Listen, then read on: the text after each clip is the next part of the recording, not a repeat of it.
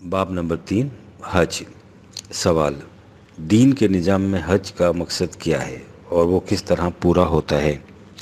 موجودہ حج تو ایک انفرادی عبادت ہی سمجھا جاتا ہے۔ جواب: اس سرزمین پر جب سے انسانی شعور نے آنکھ کھولی ہے، وہ ایک اہم سوال کے حل میں غلطاں و پیچا نظر آ رہا ہے۔ یہ ظاہر ہے کہ انسانوں نے باہمی مل جل کر رہنا ہے، اور جب وہ مل جل کر رہتے ہیں تو ان کے مفاد ایک دوسرے سے ٹکراتے ہیں۔ اس تصادم اور ٹکراؤ سے فساد کی چنگاریاں ابھرتی ہیں جو ان کے خرمن امن و سلامتی کو جلا کر راکھ کا ڈھیر بنا دیتی ہیں۔ وہ سوال جس نے انسان کو ہمیشہ مضطرب و بے قرار رکھا ہے، یہ ہے کہ کون سی شکل پیدا کی جائے کہ اس دنیا میں انسان امن و سلامتی سے رہ سکے۔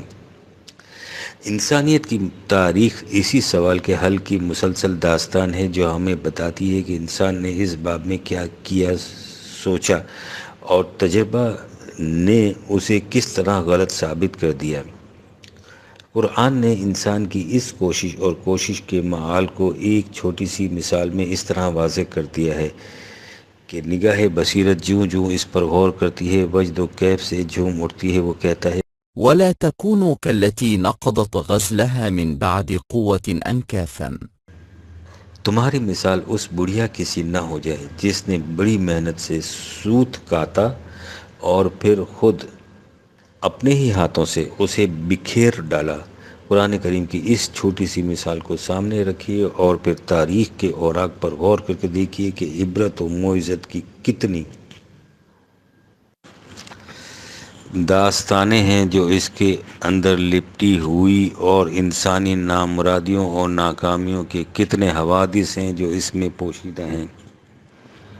ہر دور کے انسان کی جد و جہد کی تاریخ پر غور کیجیے۔ وہ اپنے لیے ایک عظیم الشان نظام تمدن تعمیر کرتا ہے۔ ان فلک بوس عمارات کی تکمیل میں انسانیت کی تکمیل کا راز مضمر دیکھتا ہے۔ وہ ایک عرصے تک اپنے تصورات کی دنیا میں محو رہتا ہے، لیکن ابھی وہ عمارت کی تکمیل تک بھی نہیں پہنچنے پاتی کہ دنیا اس عبرت انگیز تماشے کو اپنی نگاہوں سے دیکھتی ہے کہ وہی انسان اس عمارت کو خود اپنے ہاتھوں سے زمین پر گرا دیتا ہے، اور اس کی آرزوؤں اور تمناؤں کا وہ حسین مرقع خاک کے ڈھیر کے سوا کچھ نہیں رہتا، جس کی ٹھیکریاں اپنے مٹے ہوئے نقوش سے آنے والوں کو اپنی حدیث علم سے آگاہ کرنے کے لیے باقی رہ جاتی ہیں۔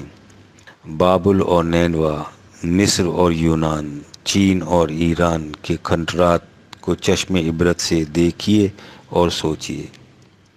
عصر حاضر کے انسانوں نے اتنی محنت سے کاتے ہوئے سوت کو کس طرح بار بار خود اپنے ہاتھوں سے بکھیر کر رکھ دیا ہے، اور ادوار سابقہ کی طرح عصر حاضر کے انسان نے بھی اس سوال کے حل میں دماغ سوزی کی، اور اس کی فکر کاوش کا نتیجہ نیشنلزم، قومیت پرستی کی صورت میں دنیا کے سامنے آیا، جس پر اقوام مغرب اور ان کی دیکھا دیکھی دیگر اقوام عالم کی موجودہ سیاست کی بنیاد ہے۔ یورپ نے اس نسخہ کیمیا کو اس قدر کامیاب قرار دیا کہ ان کے آئینہ فکر میں قومی محبت، پیٹریوٹزم کو شرف انسانیت کی انتہا تصور کر لیا گیا ہے، لیکن جنگ اول نے بالعموم اور اس کے بعد جنگ دوم کے اسباب و علل اور نتائج و عواقب نے بالخصوص اس حقیقت کو بے نقاب کر دیا ہے کہ جسے تریاک سمجھا جاتا تھا وہ انسانیت کے لیے زہر قاتل ہے۔ چنانچہ اب دانایان مغرب اپنی اس سوت کی انٹی کو خود اپنے ہاتھوں سے بکھیرنے کی فکر میں ہیں۔ ڈاکٹر ہکسلے نے 1947 عیسوی میں لکھا تھا: قومیت پرستی اخلاقی تباہی کا موجب ہے، کیونکہ یہ عالمگیریت کے تصور کے منافی اور ایک خدا کے انکار پر مبنی ہے اور انسان کی قیمت بحیثیت انسان کچھ نہیں سمجھتی۔ دوسری طرف یہ تفرقہ انگیزی کا موجب ہے، انانیت و تکبر پیدا کرتی ہے، باہمی نفرت بڑھاتی ہے اور جنگ کو نہ صرف ضروری قرار دیتی ہے بلکہ مقدس بھی ٹھہراتی ہے۔ اب اس مسئلے کا حل یہ سوچا جا رہا ہے کہ مختلف اقوام کے گروہوں کو ملا کر متحدہ حکومت قائم کی جائے، حتیٰ کہ تمام اقوام عالم کی ایک مشترکہ حکومت قائم ہو جائے۔ چنانچہ اقوام یورپ کو ایک گروپ بنا لینے کی تجویز یا مجلس اقوام متحدہ اور ان کی حفاظتی کونسل کو قیام یا ونڈل و ملکی کا ون ورلڈ کا تصور اسی انتہا کا نقطۂ آغاز سمجھا جاتا ہے۔ بہرحال اقوام مغرب کے موجودہ تصور حیات کے ماتحت عملی طور پر اس کا امکان ہو یا نہ ہو، نظری طور پر اب یہی سمجھا جانے لگا ہے کہ اس مسئلے کا حل یہی ہے کہ تمام دنیا کو ایک برادری تصور کر کے ان کے تمدنی مسائل کی پیچیدگیوں کا حل سوچا جائے۔ چنانچہ ڈاکٹر گلٹ اپنی کتاب مین نیچر اینڈ ٹائم میں لکھتا ہے، اب جو چیز بالکل فطری نظر آتی ہے یہ ہے کہ تمام نوع انسانی کی ایک منظم برادری قائم کی جائے۔ یہ ہے وہ حل جس تک ذہن انسانی 20ویں صدی تک پہنچ سکا ہے۔ لیکن آج سے 1400 سال پیشتر جبکہ دنیا کی حالت تھی کہ ایک گاؤں کے رہنے والے دوسرے گاؤں کے باشندوں سے بھی بمشکل واقف ہو سکتے تھے، قرآن نے یہ بتایا کہ کان الناس امۃ واحدۃ فبعث اللہ النبیین ومبشرین ومنذرین۔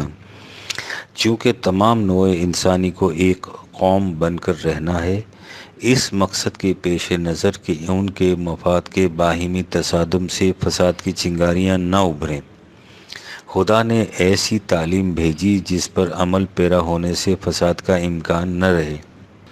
چنانچہ اس نے حضرات انبیاء کرام کا تذکرہ کرنے کے بعد جو اس تعلیم کے حامل تھے فرمایا کہ ان ھذہ امتکم امۃ واحدۃ وانا ربکم فاعبدون، کہ تمہاری امت امت واحدہ ہے اور اس کی وجہ جامعیت اس حقیقت پر ایمان کہ ان سب کا پروردگار ایک ہے، اور وحدت انسانی کی عملی شکل اس طرح قائم رہ سکتی ہے کہ کسی انسان کو دوسرے انسان پر حکومت کا حق حاصل نہ ہو۔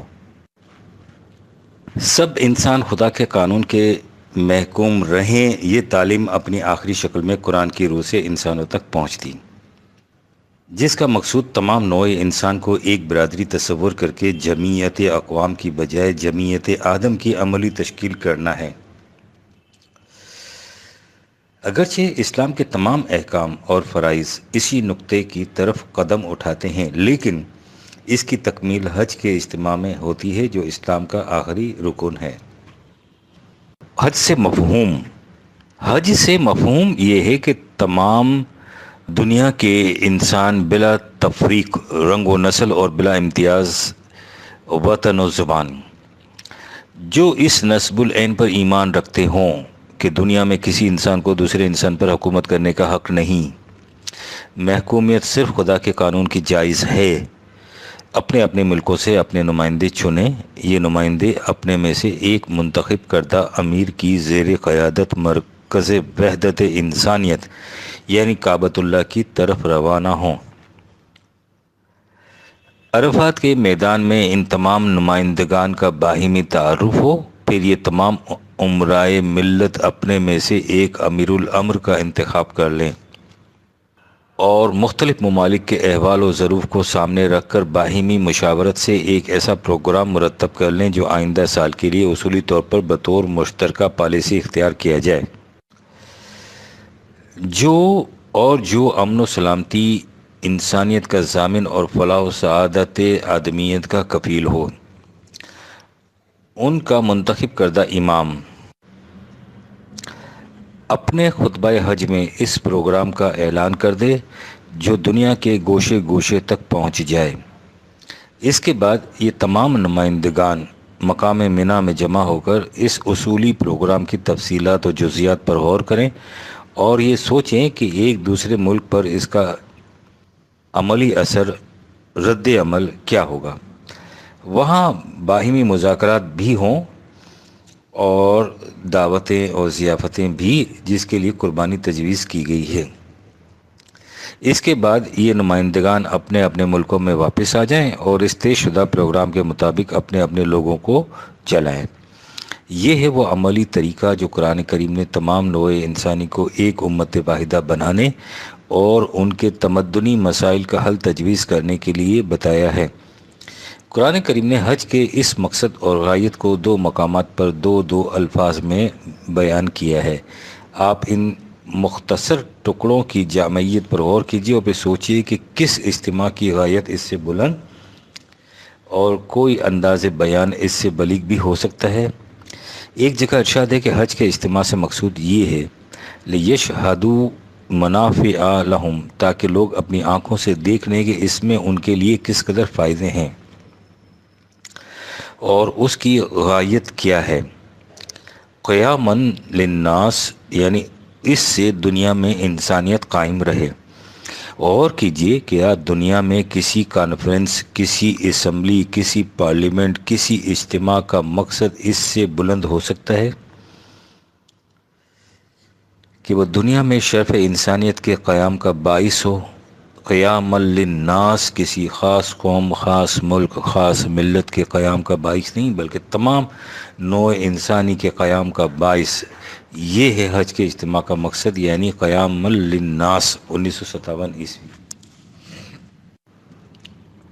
حج کی اہمیت۔ سوال: آپ کے متعلق مشہور کیا جاتا ہے کہ آپ حج کی اہمیت کے بھی قائل نہیں، براہ کرم اس ضمن میں اپنی پوزیشن واضح کر دیجئے۔ جواب: میرے متعلق کیا کیا مشہور نہیں کیا جاتا اور میں کس کس باب میں اپنی پوزیشن واضح کروں؟ مشہور کرنے والوں کے پاس پروپیگنڈے کی وسیع مشینری ہے جس کی مدد سے وہ جو جی میں آئے اسے پھیلا سکتے ہیں۔ کسی کے خلاف افتراء پردازی اور کذب بیانی سے انسان کو صرف ایک چیز روک سکتی ہے، اور وہ یہ کہ کہنے والے کو اس کا احساس ہو کہ جو کچھ وہ کہتا ہے اس کے متعلق اس سے خدا کے ہاں باز پرس ہوگی۔ اگر اس خیال کو دل سے نکال دیا جائے تو پھر اسے کوئی چیز تہمت تراشیوں اور کذب بافیوں سے باز نہیں رکھ سکتی۔ حج کے متعلق میری متعدد شائع شدہ تحریریں موجود ہیں جن سے اندازہ لگایا جا سکتا ہے کہ میرے نزدیک اس عظیم اجتماع کی اہمیت کس قدر ہے۔ میں صلات کے مقامی اجتماعات اور حج کے عالمگیر اجتماع کو اسلامی نظام زندگی کی بنیادیں قرار دیتا ہوں، اور اسی لیے اس پر زور دیتا ہوں کہ ان اجتماعات کو رسمی طور پر منعقد نہ کیا جائے، بلکہ اس مقصد کو پیش نظر رکھا جائے جس کے لیے یہ اجتماعات مقرر کیے گئے ہیں۔ مثلا میری ایک ریڈیائی تقریر مطبوعہ فردوس گمگشتہ کے اخیر میں آپ نے یہ لکھا ہوا پائیں گے: جمعیت آدم۔ حج سے مقصود اسی جمعیت آدم کی تشکیل تھا۔ اس حج سے جو آج چند رسوم کا بے جان و بے مقصد مجموعہ بن کر رہ گیا ہے، لیکن اس آئین کون میں آج بھی وہی روح پیدا کی جا سکتی ہے جو انسانیت کے شرف کی کفیل ہے۔ آج عالم اسلامی چاروں طرف سے مصائب و نوازل سے گھرا ہوا ہے۔ غیر خدائی قوتیں ان کے خلاف متحدہ محاذ قائم کیے ہوئے ہیں کہ دنیا کے نقشے پر کہیں ان کے نشان باقی نہ رہنے پائے۔ مسلم اقوام کے نمائندے مختلف مقامات پر کانفرنسیں مقرر کر رہے ہیں کہ باہمی اتحاد سے ان مخالف قوتوں کا مقابلہ کیا جائے۔ تمام اسلامی ممالک میں اخوت اور روابط کی تحریکیں چلائی جا رہی ہیں، باہمی میل ملاپ کے سلیقے ڈھونڈے جاتے ہیں۔ یہ سب کچھ ہو رہا ہے، لیکن کسی کی نگاہ اس طریقے ربط و اخوت کی طرف نہیں اٹھتی جسے ہمارے خدا نے ہمارے لیے متعین کیا تھا، جس سے ہمارے دلوں میں ائتلاف اور نگاہوں میں یک رنگی پیدا ہو جاتی تھی۔ ہم اسے بے کیف رسم بنائے ہوئے ہیں اور اس میں روح پھونکنے کی کوئی تجویز نہیں سوچتے۔ حقیقت یہ ہے کہ جب تک ہم دیگر اقوام عالم کی تقلید میں کانفرنسیں طلب کرتے رہیں گے، ہماری کامیابیاں انہی کے پیمانوں سے ماپی جائیں گی۔ لیکن جس وقت ہم نے اپنے اللہ سے بھلایا ہوا عہد استوار کر لیا اور پھر اسی مرکز کو زندہ کر دیا، جس کی زندگی سے تمام نوع انسانی کی زندگی وابستہ ہے، اقوام عالم کی امامت ہمارے حصے میں آ جائے گی۔ ہماری زندگی کے چشمے کی سوتیں عرفات کے منبر سے پھوٹیں گی اور اسی سے ہماری کشت حیات سرسبز و شاداب ہوگی۔ آج مسلمانان عالم کو حج کا فریضہ پکار پکار کر کہہ رہا ہے کہ اس سے مقصود یہ ہے کہ ایک ہوں مسلم حرم کی پاسبانی کے لیے نیل کے ساحل سے لے کر تابخواہ کے کاشغر۔ میں قوم کے نوجوانوں کو تلقین اور تاکید کرتا رہتا ہوں کہ اگرچہ ان اجتماعات میں اس وقت ان کی حقیقی روح نہیں رہی، لیکن اس کے باوجود ان کا قائم رکھنا نہایت ضروری ہے، اس لیے کہ اگر کبھی ہماری قسمت نے پلٹا کھایا اور ہم میں اس انقلاب کا احساس پیدا ہوا جو قرآن پیدا کرنا چاہتا ہے، تو انہی بے جان پیکروں میں پھر سے روح آ جائے گی اور یہ مناسک و شعائر جس نظام کی یادگار ہیں اس کے از سر نو قیام میں آسانی پیدا ہو جائے گی۔ سلیم کے نام خطوط، حصہ اول، صفحہ نمبر 26۔ پچھلے سال میرے ہفتہ وار درس قرآن میں جب حج کے متعلق آیات سامنے آئی تھی تو میں نے اس کی اہمیت کو کس انداز سے واضح کیا تھا، اس کا اندازہ وہ احباب کر سکتے ہیں جو ان درسوں میں شریک تھے یا جنہوں نے انہیں بعد میں ٹیپ ریکارڈ سے سنا ہوگا۔ 1962 عیسوی۔ حج کا فلسفہ۔ ڈاکٹر حمید اللہ صاحب کا ذکر ان صفحات میں اس سے پہلے کئی بار آ چکا ہے۔ وہ یورپ میں بیٹھے اسلام کی تبلیغ کرتے ہیں۔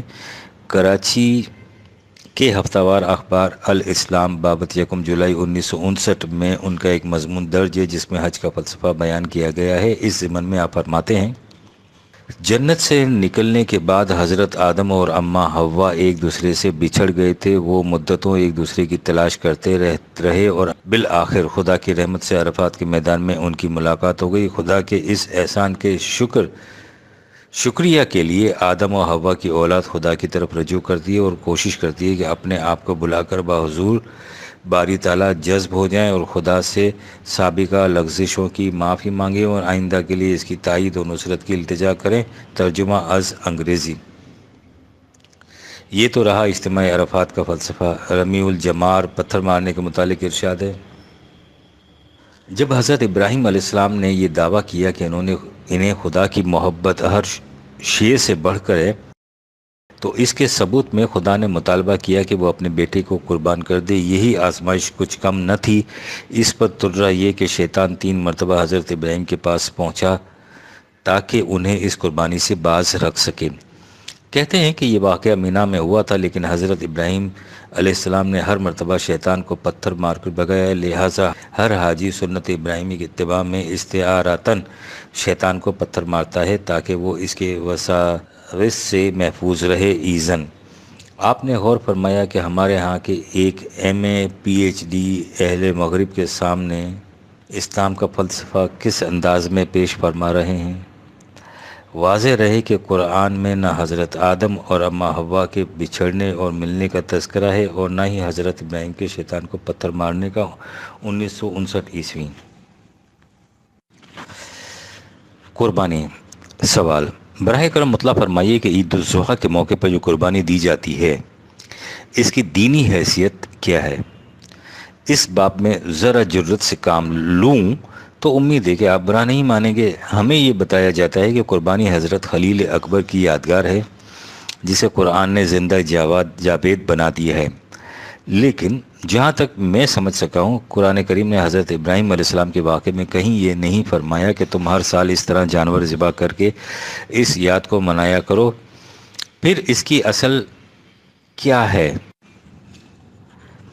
معاف فرمائیے، اب کیفیت یہ پیدا ہو رہی ہے کہ مسلمانوں کا کم از کم پڑھا لکھا طبقہ اسے محسوس کرتا ہے کہ اس سے قوم کا بہت سا روپیہ بیکار جاتا ہے، لیکن اس کے باوجود وہ اس احساس کو باہر کہیں بیان نہیں کرتے کیونکہ وہ سمجھتے ہیں کہ یہ اسلامی شعار ہے، اس لیے اس کے خلاف لب کشائی جائز نہیں۔ امسال کی عید پر ہمارے اقتصادی حالات پیچیدہ تر ہو چکے تھے، بیشتر افراد ملت کا اثاثہ غارت ہو چکا ہے، بے شمار گھروں میں بے خانماں اقربا و یتامہ موجود ہیں۔ ان عوامل کا دباؤ لامحالہ محسوس ہوتا تھا، چنانچہ اس موقع پر اس قسم کی سرگوشیاں اکثر سنی گئیں کہ صاحب میرے ہاں تو اس قدر مہاجر پڑے ہیں میں انہیں چھوڑ کر کس طرح قربانی دے سکتا ہوں؟ لیکن اس کے ساتھ ہی وہ اپنے آپ کو چور سا محسوس کرتے ہیں کہ قربانی نہ دینے سے وہ گناہ گار ہو جائیں گے۔ میں خود بھی انہی مجرموں میں سے ایک ہوں، اس لیے یہ دریافت کرنا ضروری سمجھتا ہوں کہ قربانی کی دینی حیثیت کیا ہے۔ جواب: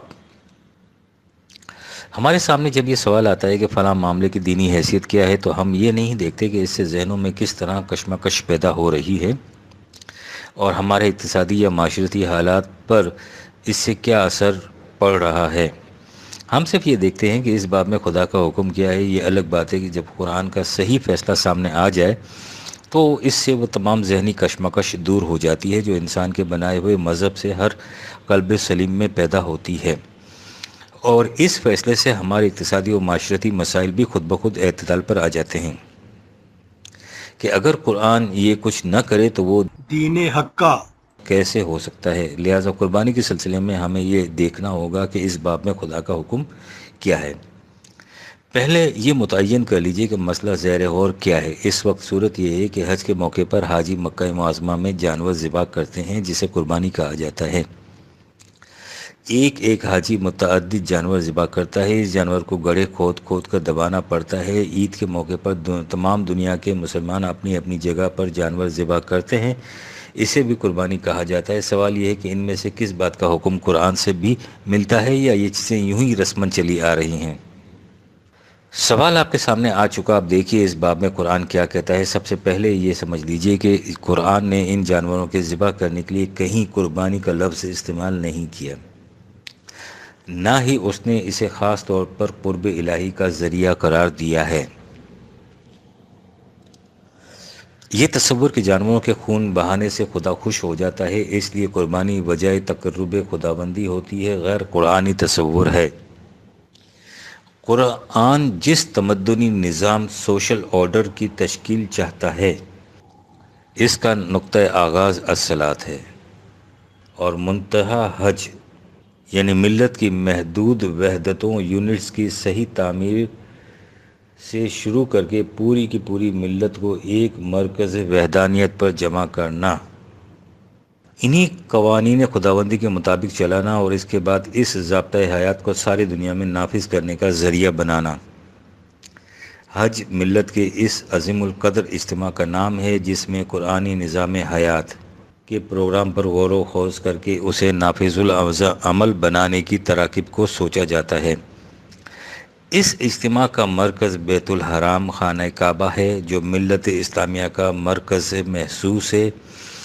اس عظیم الشان اجتماع کو کامیاب بنانے میں ہر کوشش مبارک اور ہر اقدام مسعود ہے۔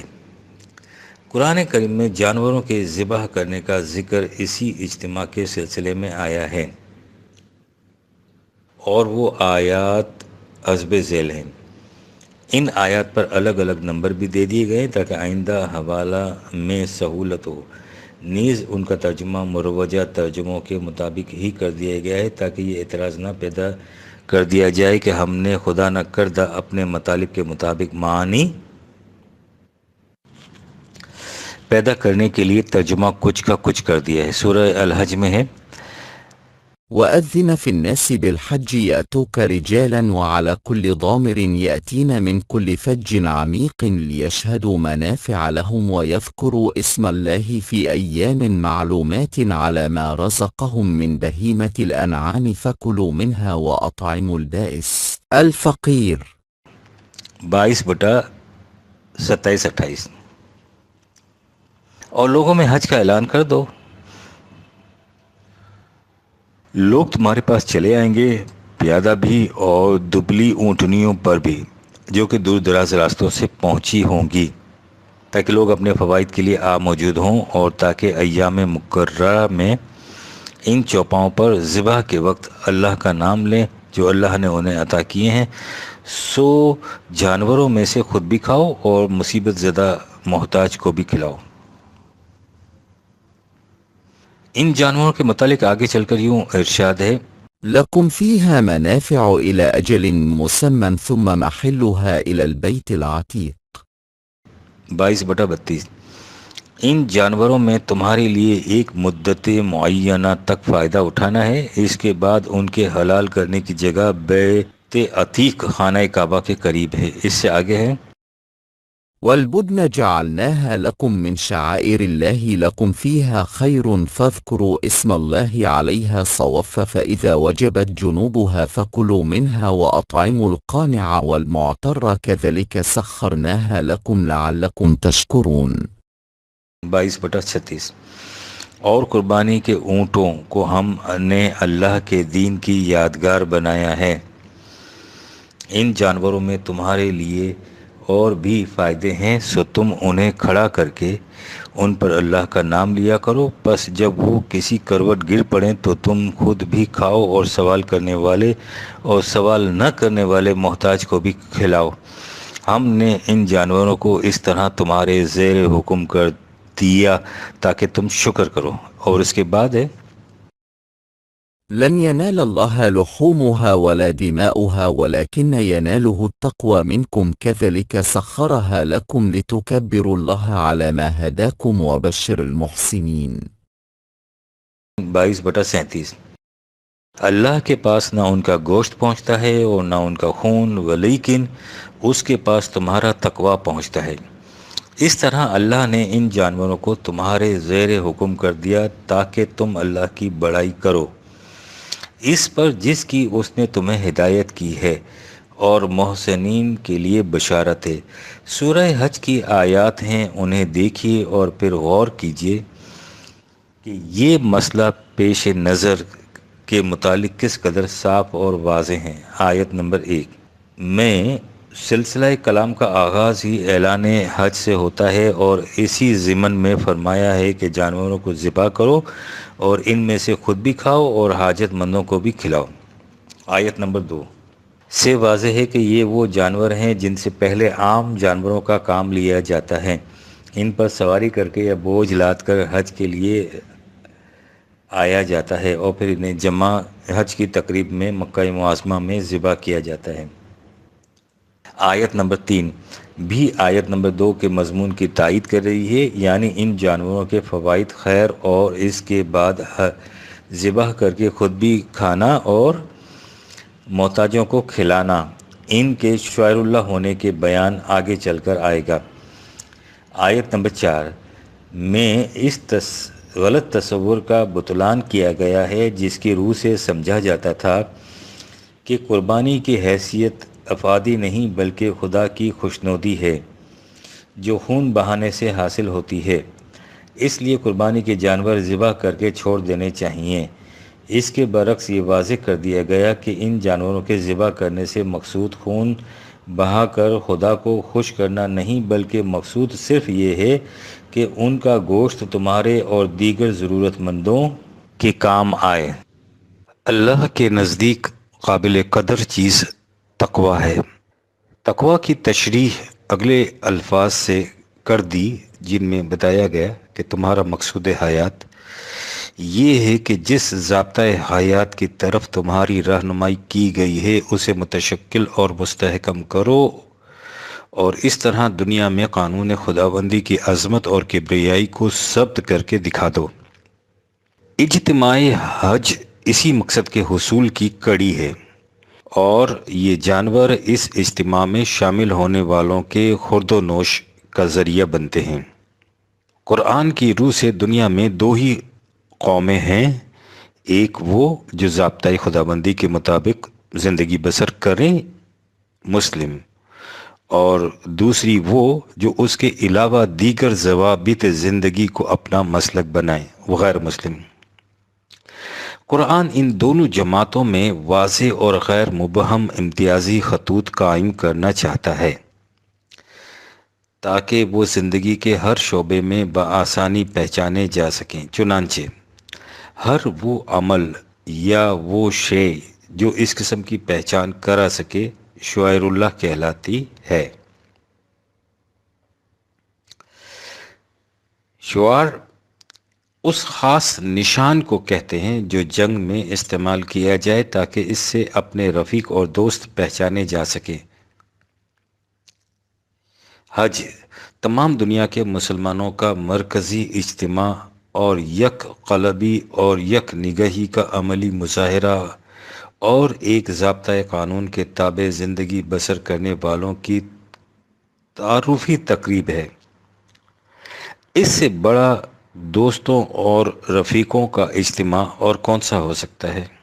اس لیے حج کے تضمنات صفا و مروہ اور بدن وغیرہ کو خصوصیت سے شعائر اللہ سے تعبیر کیا گیا ہے۔ سورہ مائدہ میں ہے، يا أيها الذين آمنوا لا تحلوا شعائر الله ولا الشهر الحرام ولا الهدي ولا القلائد ولا آمين البيت الحرام يبتغون فضلا من ربهم ورضوانا 5/2۔ اے ایمان والو، بے حرمتی نہ کرو شعائر اللہ کی اور نہ حرمت والے مہینے کی، نہ حرم میں قربانی ہونے والے جانوروں کی، اور نہ ان جانوروں کی جن کے گلے میں پٹے پڑے ہوں، اور نہ ان لوگوں کی جو بیت الحرام کے مقصد سے جا رہے ہوں اور اپنے رب کے فضل اور رضامندی کے طالب ہوں، چونکہ حج سے مقصود دنیا میں قوانین خداوندی کا عملی نفاذ ہے، جس کا نتیجہ یہ ہوگا کہ نوع انسانی میں صحیح توازن پیدا ہو جائے گا، اور اس طرح انسانیت اپنے پاؤں پر کھڑا ہونے کے قابل ہو جائے گی۔ اس لیے اللہ تعالیٰ نے جہاں بیت الحرام کو وجہ قیام میں انسانیت قرار دیا ہے، اس کے ساتھ ہی اس کے تضمنات کو بھی انہی الفاظ سے تعبیر کیا ہے۔ فرمایا، جعل الله الكعبة البيت الحرام قياما للناس والشهر الحرام والهدي والقلائد 5/97۔ اللہ نے کعبہ کو، جو کہ حرمت والا مکان ہے، لوگوں کے قیام کا باعث قرار دیا ہے، اور عزت والے مہینے کو بھی، اور حرم میں قربانی ہونے والے جانوروں کو بھی، اور ان جانوروں کو بھی جن کے گلے میں پٹے پڑے ہوں۔ آیات نمبر 1 تا نمبر 4 کو پھر سے سامنے لائیے، ان سے یہ حقیقت نکھر کر سامنے آ جاتی ہے کہ قرآن کی روح سے قربانی صرف حج کے موقع پر ہے۔ قربانی کا مقام مکہ معظمہ ہے جہاں حج ہوتا ہے۔ قربانی سے مقصود یہ ہے کہ ان جانوروں کا گوشت کھایا جائے۔ یہ سمجھنا کہ جانور ذبح کرنے سے قرب الہی حاصل ہوتا ہے غلط ہے۔ ان حقائق سے یہ واضح ہو گیا کہ حج کے علاوہ کسی اور تقریب پر قربانی کا ذکر نہیں، مکہ معظمہ کے علاوہ اور کسی مقام پر قربانی نہیں۔ جس جانور کا گوشت کھانے کے کام نہ آئے اسے قربانی نہیں کہا جا سکتا، کیونکہ اس کا صرف خون بہایا گیا ہے اور خون اللہ تک نہیں پہنچتا، لہٰذا ایسا کرنا اسراف ہے، یعنی بے نتیجہ اور بے مصرف ایک جانور کا ضائع کر دینا۔ فلہذا حج کی تقریب پر جانوروں کو ذبح کر کے مٹی میں دبائے جانا منشاء قرآن کے یکسر خلاف ہے۔ یہ جو عید کی تقریب پر دنیا بھر کے شہروں میں قربانیاں دی جاتی ہیں، ان کا حکم تو ایک طرف کہیں ذکر تک بھی قرآن میں نہیں، بلکہ یہ قرآن کے حکم کے خلاف ہے، کیونکہ جب قرآن نے قربانی کے مقام کو بالتصریح معین کر دیا ہے تو اس معین کو عام کر دینا قرآنی منشا کے خلاف ہے۔ مثلا قرآن نے نماز کے لیے سمت قبلے کو معین کر دیا ہے، اس کے بعد ہر طرف منہ کر کے نماز پڑھنا قرآنی حکم کے خلاف ہوگا۔ اب دیگر آیات دیکھیے، سورہ بقرہ میں ہے، وأتموا الحج والعمرة لله فإن أحصرتم فما استيسر من الهدي اور حج اور عمرے کو اللہ کے لیے پورا کرو، پھر اگر تم کسی وجہ سے روک دیے جاؤ تو قربانی کا جانور جو بھی میسر آئے خانہ کعبہ کو بھیج دیا کرو۔ ولا تحلقوا رؤوسكم حتى يبلغ الهدي محله اور اپنے سروں کو اس وقت تک مت منڈواؤ جب تک قربانی کا جانور اپنے موقع پر پہنچ نہ جائے، اور وہ موقع حرم ہے۔ فمن كان منكم مريضا أو به أذى من رأسه ففدية من صيام أو صدقة أو نسك اگر تم میں سے کوئی بیمار ہو یا اس کے سر میں تکلیف ہو تو اس کا فدیہ روزے ہیں یا صدقہ یا نسک قربانی فإذا أمنتم فمن تمتع بالعمرة إلى الحج فما استيسر من الهدي. پھر جب امن کی حالت ہو جائے تو جو شخص عمرے کو حج کے ساتھ ملا کر دونوں سے متمتع ہو تو جو کچھ قربانی میسر ہو ذبح کرے. فمن لم يجد فصيام 3 أيام في الحج و7 إذا رجعتم تلك 10 كاملة ذلك لمن لم يكن أهله حاضر المسجد الحرام. 2/197. پھر جس شخص کو قربانی کا جانور میسر نہ آئے تو اس کے ذمے 3 دن کے روزے ایام حج میں اور 7 دن کے جب حج سے لوٹنے کا وقت ہو. یہ پورے 10 ہوئے. یہ اس لیے ہے جس کے اہل و عیال کعبے کے قریب نہ رہتے ہوں. ان آیت میں یہ ارشاد ہے کہ حج اور عمرے میں عام حالات میں قربانی کا حکم نہیں ہے. ضرورت کے مطابق باہمی مشاورت سے خورد و نوش کے لیے جانور ذبح کیے جائیں گے، لیکن حسب ذیل اسباب میں سے کوئی سبب پیدا ہو جائے تو ہدی یا نسک کا حکم ہے. ان الفاظ کے معنی آگے چل کر آتے ہیں. کسی شخص نے حج یا عمرے کا ارادہ کر لیا لیکن وہ محصور ہو گیا اور خانہ کعبہ تک نہیں پہنچ سکا تو اسے چاہیے کہ اپنے ہدی کو کسی کے ہاتھ بھیج دے. جب ہدی مکے میں پہنچ جائے پھر حجامت بنوا کر احرام سے باہر نکل آئے. اس سے پہلے حجامت نہ بنوائے. دوسرا سبب یہ ہے کہ حالت احرام میں جب کہ حجامت بنوانا منع ہے، کسی تکلیف کے سبب حجامت بنوانے کے لیے مجبور ہو جائے تو اس کا بدلہ یہ ہے کہ روزے رکھے یا صدقہ دے یا نسک. تیسرا یہ کہ حج اور عمرہ ایک ساتھ کرے تو اس صورت میں ہدی دے، اور اگر یہ میسر نہ ہو تو 10 دن کے روزے رکھیں. آپ غور کریں گے تو یہ حقیقت واضح ہو جائے گی کہ ان مقامات پر صرف قربانی کا حکم نہیں ہے. سبب اول کے ماتحت اتنا بتا دیا گیا ہے کہ عازم حج بحالت معذوری محصور ہو جانے کی شکل میں کیا کریں. اس صورت میں وہ اپنے ہدی کو کعبے تک بھیج دے. سبب دوم میں روزے یا صدقہ یا نسک کا حکم ہے، اور سبب صوم میں ہدی کا حکم ہے، بشرط یہ کہ وہ میسر آ جائے. اگر میسر نہ آئے تو پھر روزے رکھ لیں. ہدی کے معنی. ان آیات میں ہدی اور نسک کے الفاظ آئے ہیں. ہدی جمع ہے ہادیات کی، جس کے معنی ہے تحفہ. خود قرآن میں ہے بل انتم یہدیتکم تفرحون 27/36. اس لیے یہ بھی ضروری نہیں کہ ہدی صرف قربانی کے جانور ہی ہوں. فَمَسْتَيْسَرَ مِنَ الْهَدِي نے اس حقیقت کو اور بھی واضح کر دیا ہے، یعنی تحائف میں سے جو کچھ بھی میسر آ جائے اسے کعبہ بھیج دے تاکہ وہاں جمع ہونے والوں کے کام آئیں. عربوں کے ہاں بہترین تحائف ان کے جانور تھے، اس لیے وہ جانور کو بطور تحائف پیش کرتے تھے. لیکن ضروری نہیں کہ تحائف صرف جانور ہی ہوں. لہٰذا آیت بالا سے مفہوم یہ ہے کہ جب کوئی عازم حج راستے میں گر جائے تو اپنے تحائف کعبہ بھیج دے. اسی طرح جو شخص حج اور عمرے سے اکٹھا متمتع ہو اور اسے کوئی تحفہ میسر آ سکے تو اسے پیش کر دے، ورنہ روزہ رکھ لے. نسک کے معنی. اسی طرح نسک کے معنی بھی صرف قربانی نہیں. نسک چاندی کے خالص ٹکڑوں کو کہتے ہیں. اخلاص کی بنا پر اس سے مفہوم عام عبادات لیا جاتا ہے. تفصیل آگے چل کر آئے گی. پھر ذبیحہ کو بھی نسک کہنے لگ گئے، لیکن قطع نظر اس کے اگر ہدی اور نسک سے مراد قربانی کے جانور ہی لیے جائیں تو بھی آیت بالا سے یہ واضح ہے کہ ان کا مقام کعبہ ہی ہے، انہیں وہیں پہنچانا ہوگا. حتیٰ یبلغ الہدی محلہ، اور وہیں یہ ذبح ہوں گے تاکہ ان سے اجتماع حج میں شریک ہونے والے خورد و نوش کا کام لیں. اس حقیقت کو دوسرے مقام پر اور بھی واضح کر دیا گیا ہے جہاں فرمایا کہ حالت احرام میں شکار جائز نہیں. اگر کوئی شخص دانستہ کسی جان کا قتل کر دے تو اس کے بدلے میں اس کی مثل ایک ایسا جانور دے جس کا فیصلہ دو صاحب عدل کریں۔ ہدین بالغ الکعباتی 5/95، اس ہدیہ کو کعبہ تک پہنچایا جائے۔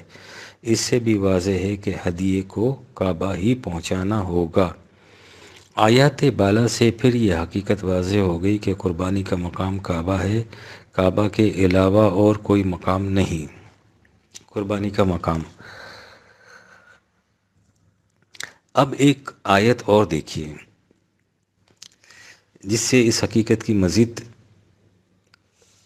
تصدیق ہو جاتی ہے کہ قربانی کا مقام خانہ کعبہ ہی ہے۔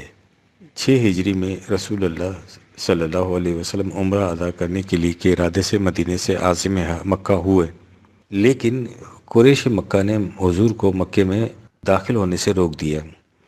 یہ حدیبیہ کا مقام تھا جہاں وہ مشہور صلح نامہ لکھا گیا جسے قرآن نے فتح مبین سے تعبیر کیا ہے۔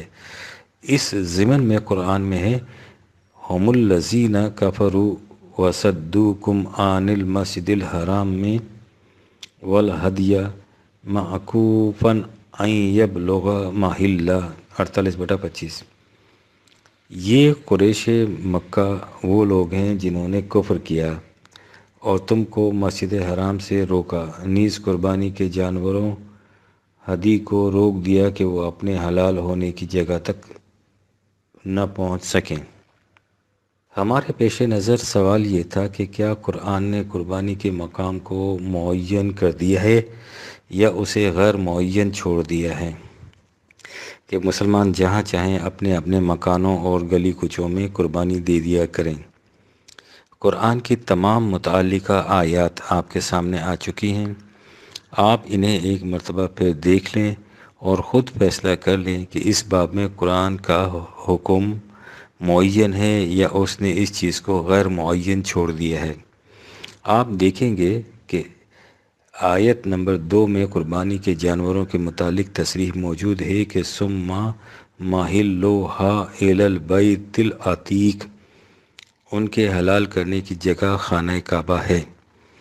آیت 7 میں اگر ہدی سے مراد قربانی کے جانور لیے جائیں تو بصراحت فرما دیا کہ حتی یبلغ الہدی محلہ، جب تک قربانی کے جانور اپنے ذبح ہونے کے مقام پر نہ پہنچ جائیں۔ آیت نمبر 5/95 میں فرمایا ہدین بالغ الکعبہ، قربانی کے جانور کو کعبہ تک پہنچایا جائے۔ آیت نمبر 8 میں ارشاد ہے کہ قریش مکہ نے قربانی کے جانوروں کو روک دیا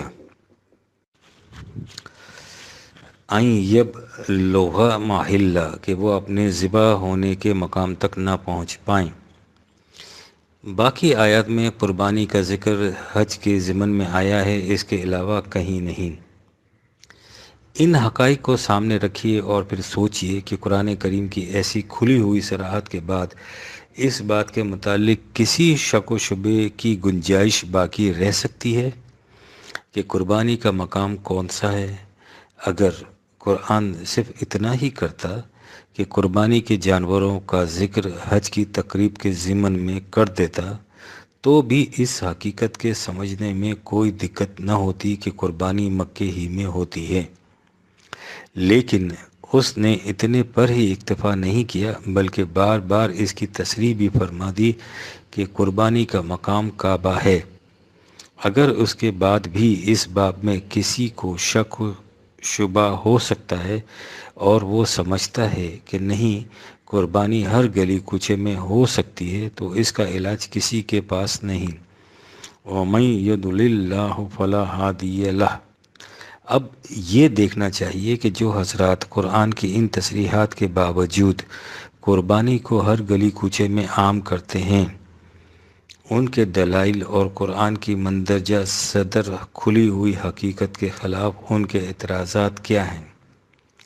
اس بات میں اس وقت ہمارے سامنے سید ابو لعلی مودودی صاحب کا وہ مضمون ہے جس میں انہوں نے سال گزشتہ قرآن کی مذکورہ صدر تصریحات کو فتنہ قرار دے کر ان کی تردید فرمائی تھی۔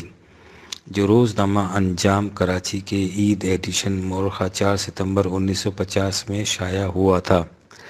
اس مضمون میں انہوں نے خاص طور پر احتیاط برتی کہ اس میں ان آیات کا کوئی ذکر تک نہ آنے پائے جن میں قرآن کریم نے بصراحت قربانی کے مقام کو مکہ معظمہ کے ساتھ مختص کیا ہے اور جنہیں ہم نے اوپر نقل کر دیا ہے۔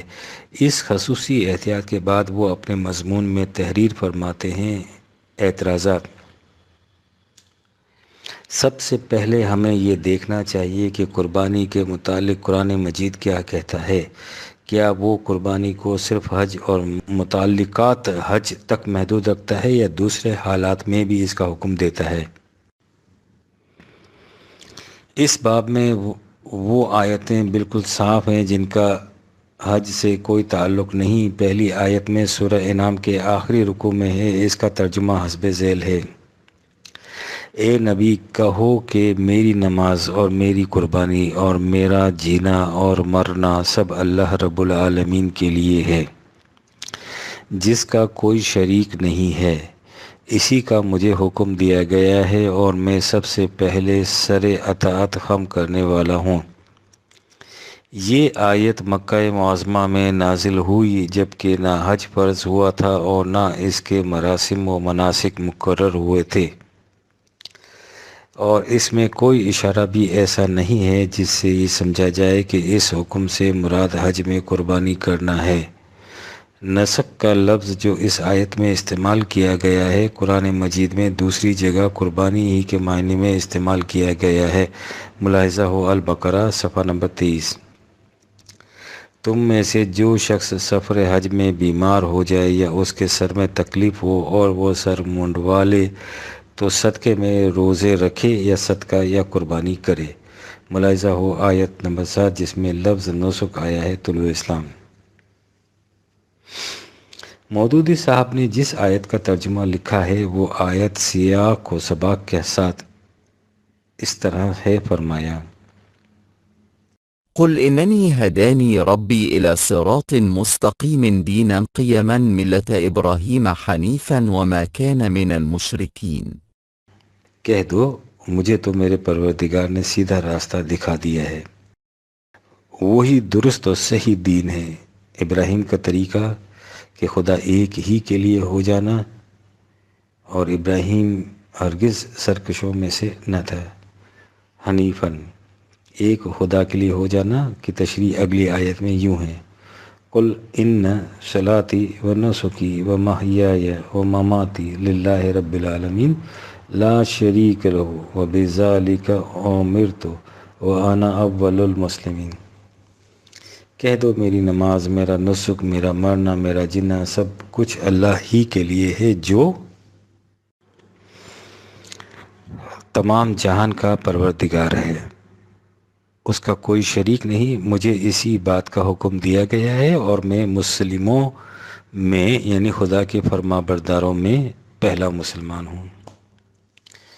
اور اسی توحید کی مزید تشریح اس طرح فرما دی کہ کل غیر اللہ ابغی ربم وہو رب کل شیء 6/162 سے 164۔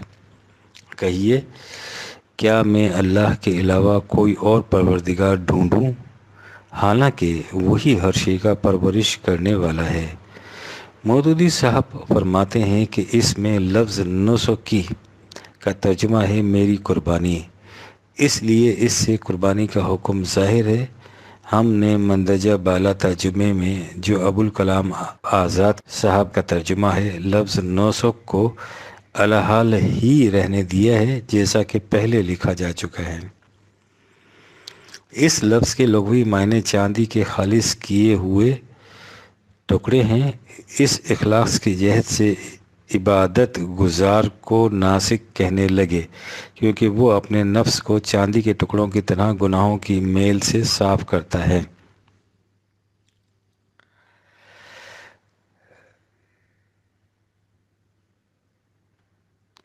منسک کے معنی: قرآن کریم میں نسک، منسک، مناسک کے الفاظ ان دو آیتوں کے علاوہ جن کا ترجمہ مودودی صاحب نے لکھا ہے حسب ذیل مقامات پر آئے ہیں۔ سورہ بقرہ میں دعائے ابراہیمی و اسماعیلی و آرنا مناسکنا 2/129، سورہ بقرہ میں حج کے ضمن میں فَإِذَا قَضَيْتُم مَنَاسِكَكُمْ 2/200، سورہ حج میں لِكُلِّ أُمَّةٍ جَعَلْنَا مَنْسَكَهُمْ نَاسِكُوهُ 22/34 اور 22/67۔ دیکھیں کہ ان آیات میں ان الفاظ کا ترجمہ مختلف مترجمین نے کیا کیا ہے۔ آیت نمبر 12 مناسکنا کا ترجمہ مختلف تراجم میں اس طرح آیا ہے۔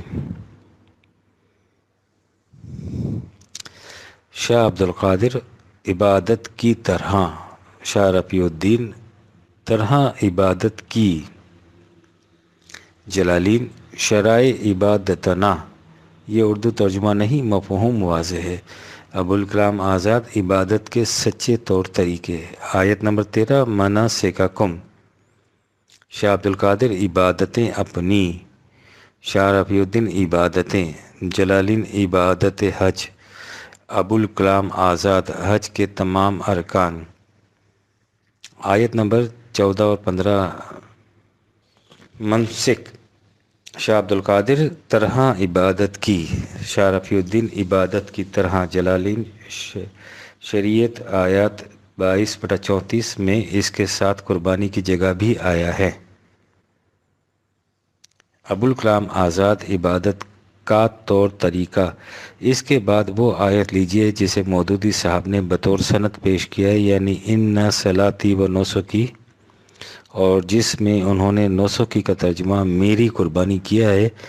اس لفظ کا ترجمہ مذکورہ صدر مترجمین نے حسب ذیل کیا ہے۔ شاہ عبد القادر عبادتیں، شاہ رفیع الدین عبادتیں، جلالین عبادات میں حج کی عبادت ہے، ابوالکلام آزاد میرا حج۔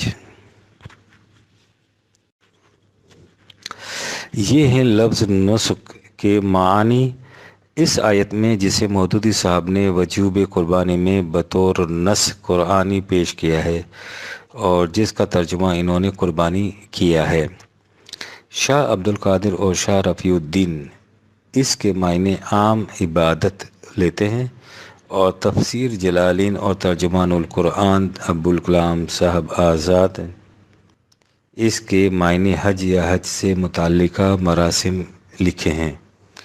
اور وہ جو کہتے ہیں کہ جادو، وہ جو سر چڑھ کر بولے، خود مودودی صاحب نسک کا ترجمہ قربانی لکھ کر ایک ہی سطر بعد مناسک کے معنی حج کے مراسم بیان فرماتے ہیں۔ ان کا جو اقتباس اوپر درج کیا گیا ہے اسے ایک بار پھر پڑھیے، اس میں آپ کو یہ الفاظ دکھائی دیں گے۔ یہ آیت مکہ معظمہ میں نازل ہوئی ہے، جبکہ نہ حج فرض ہوا تھا نہ اس کے مراسم و مناسک مقرر ہوئے تھے۔ حج کے مراسم و مناسک لکھ کر مودودی صاحب نے خود بتا دیا کہ مناسک کے معنی عام قربانی نہیں، حج کے طور طریقے ہیں۔ لہٰذا اگر مناسک کے معنی خود مودودی صاحب کے الفاظ میں حج کے عام طور طریقے ہیں، تو آیت ان صلاتی و نسکی میں نسک کے معنی عید الاضحیٰ کی قربانی کس طرح کیے جا سکتے ہیں؟ اب مودودی صاحب کی دوسری دلیل ملاحظہ فرمائیے، جس میں ارشاد ہے کہ نسک کا لفظ جو اس آیت میں استعمال ہوا ہے اسے قرآن مجید میں دوسری جگہ قربانی ہی کے معنی میں استعمال کیا گیا ہے۔ ملاحظہ ہو البقرہ 24۔ تم میں سے جو شخص سفر حج میں بیمار ہو جائے یا اس کے سر میں تکلیف ہو اور وہ سر منہ ڈالے تو فدیے میں روزہ رکھے یا صدقہ یا قربانی کرے۔ اس آیت کے الفاظ آیت نمبر 7 میں دیکھیے۔ پہلے تو یہ دیکھیے کہ مودودی صاحب نے نسک کے لفظ کے لیے قرآن کریم کی صرف وہی آیت نقل فرمائی ہے جس سے وہ سمجھتے ہیں کہ نسک سے مفہوم قربانی لیا جا سکتا ہے۔ دیگر مقامات کا جہاں واضح ہے کہ نسک یا منسک یا مناسک کے मायने कुर्बानी नहीं लिए जा सकते, इन्होंने ज़िक्र ही नहीं किया। आयत नंबर 7 में हम ये लिख चुके हैं कि नुस्ख के मायने ज़रूरी नहीं कि कुर्बानी ही लिए जाएं, लिहाजा एक ऐसे मकाम को बतौर सनद पेश करना जिसमें मुख्तलिफ मानी की गुंजाइश हो, दलील कतई करार नहीं दी जा सकती। लेकिन आयत नंबर 7 में नुस्ख के मायने कुर्बानी ही लिए जाएं, तो वहीं ये भी तो मौजूद है कि ये हज के अहकाम हैं, इसलिए इस कुर्बानी से मुराद वो कुर्बानी है जो खाना काबा में हज के मौके पर दी जाती है। लिहाजा अगर नुस्ख के मायने कुर्बानी लिए जाएं तो इसके सही मायने होंगे वो कुर्बानी जो हज में की जाए, इसलिए कि जब कुरान खुद किसी मफ़हूम को मुतय्यन कर दे तो इस मफ़हूम को इसी तरह से लेना चाहिए जिस तरह कुरान बयान करता है। लिहाजा ये ज़ाहिर है कि इन न सलाती व नुस्खी के मायने मेरी कुर्बानी नहीं, इसलिए ये आयत कुर्बानी के हुक्म के लिए बतौर नस कुरानी पेश नहीं की जा सकती। और अगर इस लफ्ज़ का तर्जुमा कुर्बानी ही करना हो तो इससे मुराद होगी वो कुर्बानी जो हज में की जाती है, क्योंकि कुरान की जिस आयत नंबर 7 में नुस्ख के मायने कुर्बानी लिए गए हैं वहाँ नुस्ख के मायने वो कुर्बानी है जो हज में की जाती है, ना कि हर गली कूचे की कुर्बानी। चुनांचे अल्लामा हमीदुद्दीन फराही जिन्होंने इस आयत नुस्खी के मायने मेरी कुर्बानी किए हैं फरमाते हैं, बिल इत्तिफाक तमाम मुफस्सिरीन के नज़दीक इस आयत में नुस्ख से मुराद हज और उम्रे में कुर्बानी करना है। लुगत अरब से भी इसकी तायीद होती है। बाकी रही मौदूदी साहब की ये दलील कि चूँकि ये आयत इन्न सलाती नुस्खी मक्के में नाजिल हुई थी जब हज फ़र्ज़ नहीं हुआ था, इसलिए इससे मुराद हज की कुर्बानी नहीं। सो इसके मुतालिक पहली चीज़ काबिल गौर ये है कि कुरान करीम की तरतीब नुज़ूली नहीं है, इसलिए यकीन से नहीं कहा जा सकता कि कौन सी आयत कब नाजिल हुई थी। ख़ुद ये हकीकत के कुरान की तरतीब नुज़ूली नहीं, इस अमर की दलील है कि अल्लाह ताला के नज़दीक तरतीब नुज़ूली कुछ अहमियत नहीं रखती। कहा जा सकता है कि नुज़ूल की तरतीब से हम कुरानी तालीम के तदरीजी इर्तिका को मालूम कर सकते हैं। सो अव्वल तो ये कि जैसा कि ऊपर लिखा जा चुका है, अगर ये चीज़ ऐसी अहम होती तो ख़ुद अल्लाह ताला कुरान की तरतीब नुज़ूली रहने देता। कुरानी तालीम ज़मान और मकान की बंदिशों से आज़ाद है, वो हर ज़माने और हर हालत में ज़िंदगी बख्श होने के लिए दी गई है, इसलिए वो तरतीब नुज़ूली और शान नुज़ूल वगैरह के इख्तिसासात में मुक़य्यद नहीं रखी जा सकती। जो कुछ कुरान में मौजूद है वो हर ज़माने के लिए ज़ाब्ता हिदायत है। जिस किस्म के हालात होंगे इसी किस्म के अहकाम नाफिज हो जाएंगे। लिहाजा तरतीब नुज़ूली कुछ अहमियत नहीं रखती। दूसरे ये कि तरतीब नुज़ूली के मुतालिक जो रिवायात मिलती हैं वो बाहम दिगर मुख्तलिफ होती हैं। चुनाचे आप कुतुब तफासिर उठाकर इनमें किसी सूरत के मुतालिक देखिए, आपको कई मुख्तलिफ रिवायात मिलेंगी। कभी पूरी की पूरी सूरत के मुतालिक इख्तलाफात होते हैं कि वो मक्के में नाजिल हुई थी या मदीने में। कभी एक सूरत की मुख्तलिफ आयत के मुतालिक इख्तलाफ होता है।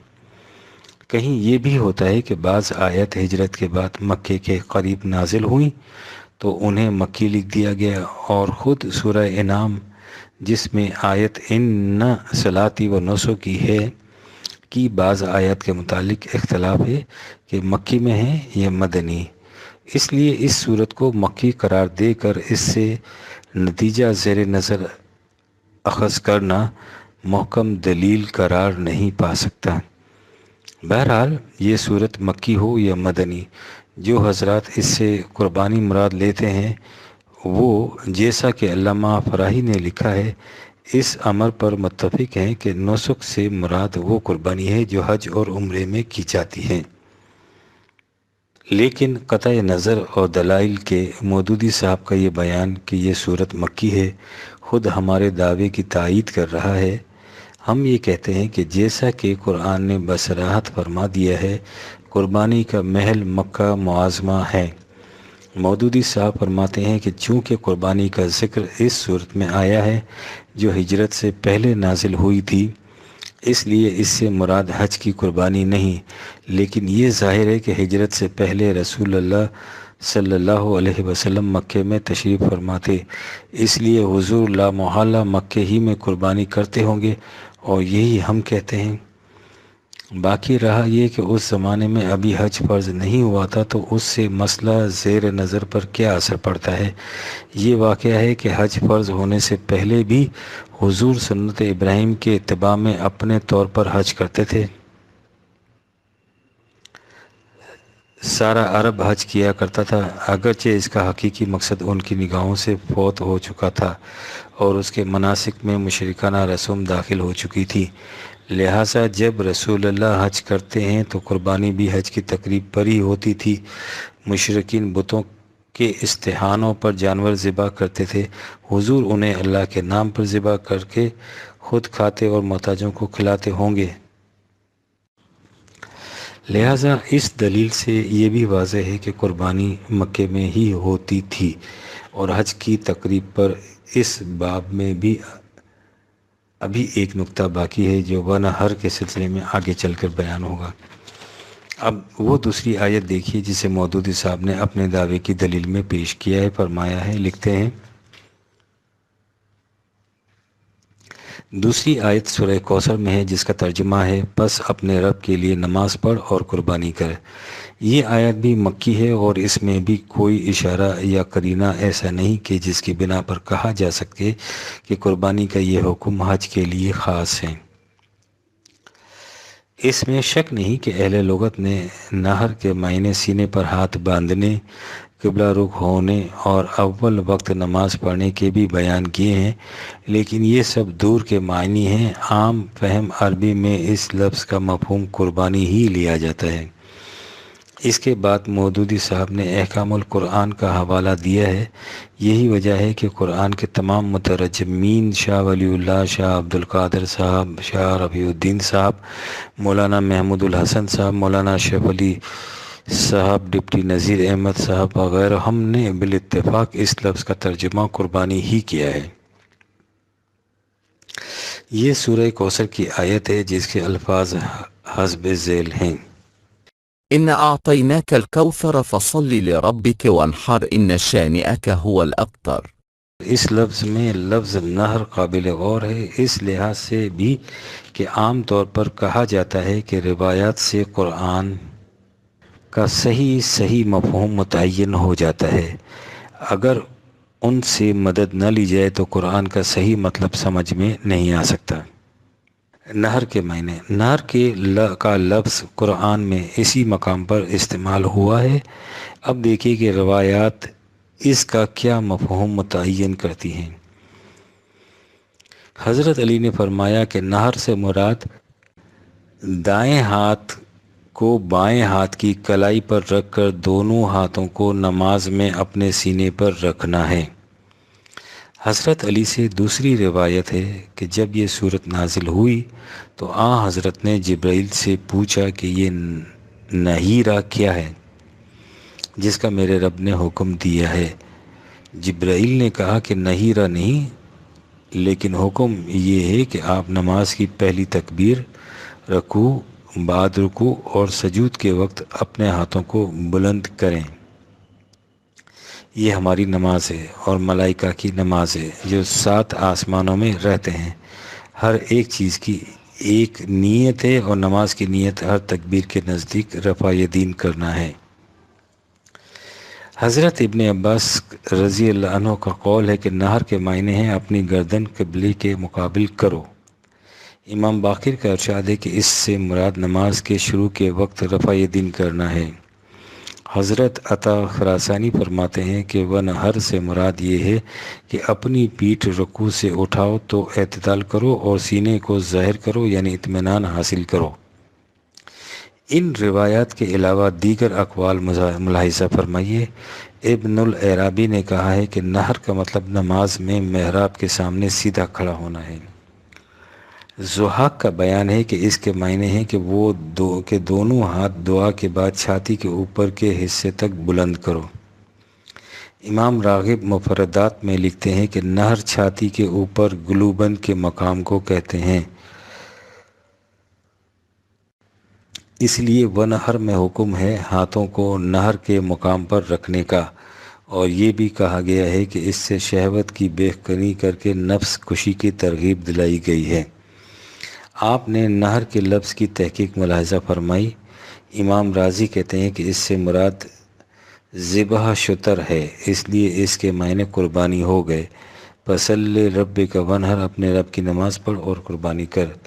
اب اس آیت کے مقام نزول کے متعلق دیکھیے، مودودی صاحب فرماتے ہیں کہ مکے میں نازل ہوئی۔ محمد علی صاحب لاہوری اپنی تفسیر میں لکھتے ہیں، اس سورت کے نزول کے متعلق اختلاف ہے، بعض اسے مکی کہتے ہیں اور بعض مدنی، اور بعض نے یہ خیال کیا ہے کہ اس کا نزول 2 دفعہ ہوا ہے، ایک مکے میں اور ایک مدینے میں، مگر صحیح یہی معلوم ہوتا ہے کہ مکہ معظمہ میں نازل ہوئی۔ لیکن علامہ فراہی فرماتے ہیں کہ یہ صلح حدیبیہ کے دن نازل ہوئی۔ ارشاد ہے، یعنی یہ صورت صلح حدیبیہ کے دن نازل ہوئی، جو فتح مکہ، حج، نماز، قربانی، غلبہ اسلام اور کثرت امت کا فتح باب ہے۔ ذرا آگے چل کر پوری کی پوری سورہ کوثر کی حکمت کے سلسلے میں لکھتے ہیں، سادہ لفظوں میں گویا یوں کہا گیا کہ اللہ تعالیٰ نے تمہیں نماز پڑھنے والی اور راہ خدا میں خرچ کرنے والی ایک عظیم الشان امت دی ہے، جو بیت الحرام کا حج کرے گی، یعنی ونہر سے مراد بیت الحرام کا حج کرنا ہے۔ ابن جریر نے اس باب میں لکھا ہے، سعید بن جبیر رضی اللہ عنہ سے روایت ہے کہ فصلی لربک ونحر والی آیت حدیبیہ کے دن نازل ہوئی۔ جبرائیل علیہ السلام تشریف لائے اور فرمایا کہ قربانی کر کے لوٹ جاؤ۔ حضرت صلی اللہ علیہ وسلم اٹھے اور عید الفطر یا عید الاضحیٰ، راوی کو شبہ ہے، کا خطبہ دیا، پھر 2 رکعت نماز ادا کی اور قربانی دی۔ اس وقت جبرائیل علیہ السلام نے فصلی لربک کا پیغام دیا، یعنی جب کفار مکہ نے حضور صلی اللہ علیہ وسلم کے قافلے کو حدیبیہ کے مقام پر روک دیا اور قربانی کے جانوروں کو بھی مکہ تک جانے سے روک دیا گیا، جیسا کہ سورہ فتح میں مذکور ہے، تو سوال یہ پیدا ہوا کہ قربانی کے جانوروں کو کیا کیا جائے۔ اس وقت جبرائیل علیہ السلام آئے اور کہا کہ ان کی یہیں قربانی دے کر 2 رکعت نماز پڑھ لیجیے۔ ونہر کے معنی بھی آپ نے دیکھ لیے اور مقام نزول کے متعلق بھی بیانات ملاحظہ کر لیے۔ ذرا غور کیجئے کہ ان سے کسی طرح بھی یہ نتیجہ اخذ کیا جا سکتا ہے کہ ونہر سے مراد ہے دنیا کے ہر گلی کوچے میں قربانی کے جانور ذبح کرنا۔ اگر یہ سورہ کوثر مکے میں نازل ہوئی تھی تو اندازہ یہ ہے کہ یہ ہجرت کے قریب کی نازل شدہ صورتوں میں سے ہے، کیونکہ موجودہ ترتیب کے لحاظ سے یہ جن صورتوں کے درمیان رکھی گئی ہے ان کا تعلق ہجرت کے واقعے سے ہے۔ یہ وہ زمانہ تھا جب مسلمانوں پر شدائد مصائب ہجوم کر کے آ چکی تھیں۔ نظر بظاہر ہر طرف مایوسی دکھائی دیتی تھی۔ وقت وہ آ چکا تھا کہ انہیں اپنے گھر بار کو بھی چھوڑنا تھا۔ مستقبل میں بھی کوئی امید کی کرن دکھائی نہیں دیتی تھی۔ ان یاس انگیز حالات میں ان اعطیناک الکوثر، یقیناً ہم تمہیں اپنے انعامات سے بڑی کثرت سے نوازا ہے، کا مزدہ درخشندہ، بڑا حیات بخش اور مخالفن کے لیے حیرت انگیز تھا۔ اس کے لیے ارشاد یہ ہوا کہ یہ کثرت نوما نتیجہ ہوں گی اس نظام کی تشکیل و تنفیذ کا، جس کا آغاز صلاۃ سے ہوتا ہے اور انتہا حج کے اجتماع سے۔ فصلی لربک ونحر، نہر کے معنی اگر قربانی لیے جائیں تو یہ اونٹ کی قربانی کے لیے مختص ہے۔ اونٹ کے ذبیحہ میں ایک اور اہم حقیقت کی طرف بھی اشارہ کر دیا گیا ہے۔ مدینے میں اس وقت یہودیوں کا غلبہ تھا، ہو سکتا تھا کہ کسی کو خیال پیدا ہو جائے کہ اب کمزور و ناتواں مسلمانوں کا یہ قافلہ ہجرت کے بعد مدینے کے یہودیوں سے مفاہمت کمپرومائز کر کے قریش مکہ کا مقابلہ کرے۔ ونہر کے لفظ سے اس شبے کو بھی مٹا دیا۔ یہودیوں کے ہاں اونٹ حرام تھا، مسلمانوں کو اونٹ ذبح کرنے کے لیے کہا گیا، یعنی یہود کی الرغم یوں سمجھیے جس طرح آج ہندوستان کے شکستہ حال مسلمانوں کو کوئی اشارہ غیبی یہ کہتے کہ اٹھو اور گائے ذبح کرو، اور اگر یہ صورت صلح حدیبیہ کے موقع پر نازل ہوئی تھی تو اس وقت بھی حالات سخت نامساعد تھے۔ نظر بظاہر وہ صلح شکست ہی کے مرادف تھی، لیکن قرآن نے عین اس وقت عطائے کوثر کا مزدہ حوصلہ افزا سنایا اور ونہر سے یہ بتا دیا کہ اگر انہوں نے آج تمہیں مکے تک پہنچنے سے روک دیا ہے اور تمہاری قربانیوں کو بھی ان کی قربان گاہ کعبہ تک نہیں پہنچنے دیا تو اس کا کیا غم، تم عنقریب وہاں پہنچ کر قربانیاں کرو گے۔ ان تصریحات کے بعد آپ سوچئے کہ فصل لربک ونہر میں ونہر سے عید کے دن ہر گلی کوچے میں قربانی کا وجوب کس طرح ثابت ہوتا ہے۔ لیکن اگر آپ کو اس پر اصرار ہے کہ ونہر سے مراد ہر گلی کوچے میں قربانی ہے تو ذرا حسب ذیل امور پر بھی غور کیجیے۔ فصل لربک ونہر میں فصل نماز پڑھ امر کا صیغہ ہے، جس سے مطلب یہ ہے کہ نماز فرض ہے۔ اسی طرح ونہر بھی امر کا صیغہ ہے، لہٰذا ونہر بھی فرض ہوئی، یعنی جو حیثیت نماز کی ہے وہی حیثیت قربانی کی ہوگی، دونوں برابر کی فرض ہوگی کیونکہ دونوں کا حکم ایک ہے۔ فصل نماز کے فرض ہونے کے متعلق تو کسی کو کلام نہیں، لیکن دیکھیے کہ ونہر قربانی کے متعلق کیا عقیدہ ہے۔ خود مودودی صاحب کے الفاظ میں ملاحظہ فرما یہ تحریر فرماتے ہیں، قرآن و حدیث کے ان دلائل کی بنا پر فقہائے امت نے بقر کی قربانی کے متعلق بالاتفاق یہ رائے دی ہے کہ یہ ایک مشروع فعل ہے اور سنن اسلام میں سے ہے۔ اختلاف اگر ہے تو اس میں کہ یہ واجب ہے یا نہیں، مگر اس کا مشروع اور سنت ہونا متفق علیہ ہے۔ علامہ ابن حجر عسقلانی فتح الباری میں مذاہب فقہا کا خلاصہ اس طرح بیان کرتے ہیں، اور اس امر میں کوئی اختلاف نہیں کہ بقرعید کی قربانی شرائع دین میں سے ہے۔ شافعیہ اور جمہور کے نزدیک یہ سنت موقدہ بطریق کفایت، اور شافعیوں میں ایک دوسری رائے یہ ہے کہ مقیم اور خوشحال آدمی پر واجب ہے۔ امام مالک کی رائے بھی ایک روایت کی روح سے یہی ہے، مگر انہوں نے مقیم کی قید نہیں لگائی۔ اوزاعی اور بیعہ کی بھی یہی رائے ہے۔ حنفیوں میں سے ابو یوسف اور مالکیوں میں سے اشہب نے جمہور کی رائے سے اتفاق کیا ہے۔ امام احمد بن حنبل کی رائے یہ ہے کہ قدرت کے باوجود قربانی نہ کرنا مکروہ ہے، اور ان کا دوسرا قول یہ ہے کہ قربانی ایک ایسی سنت ہے جسے چھوڑ دینے کی اجازت نہیں ہے۔ آپ نے غور فرمایا کہ عید کی قربانی کسی کے نزدیک بھی فرض نہیں، زیادہ سے زیادہ سنت ہے، اور وہ بھی ایسی کہ امام احمد کے نزدیک اگر باوجود قدرت استطاعت کی قربانی نہ کی جائے تو یہ مکروہ ہوگا۔ آپ ذرا سوچئے کہ قرآن میں فصل لربک ونہر کا حکم آتا ہے، صلی نماز پڑھا کے متعلق ہر ایک کا اتفاق ہے کہ یہ فرض عین ہے، لیکن اسی حکم کے دوسرے ٹکڑے کے متعلق یہ کیفیت ہے کہ اسے کوئی بھی فرض قرار نہیں دیتا۔ صلاۃ کا تارک دائرہ اسلام سے خارج سمجھا جاتا ہے، لیکن استطاعت کے باوجود قربانی نہ کرنے والا مکروہ فعل کا مرتکب گردانا جاتا ہے، اور بس اسی سے آپ اندازہ لگا لیجئے کہ ونہر سے مراد عید کی قربانی لینا کس طرح قرآنی مفہوم کہلا سکتا ہے۔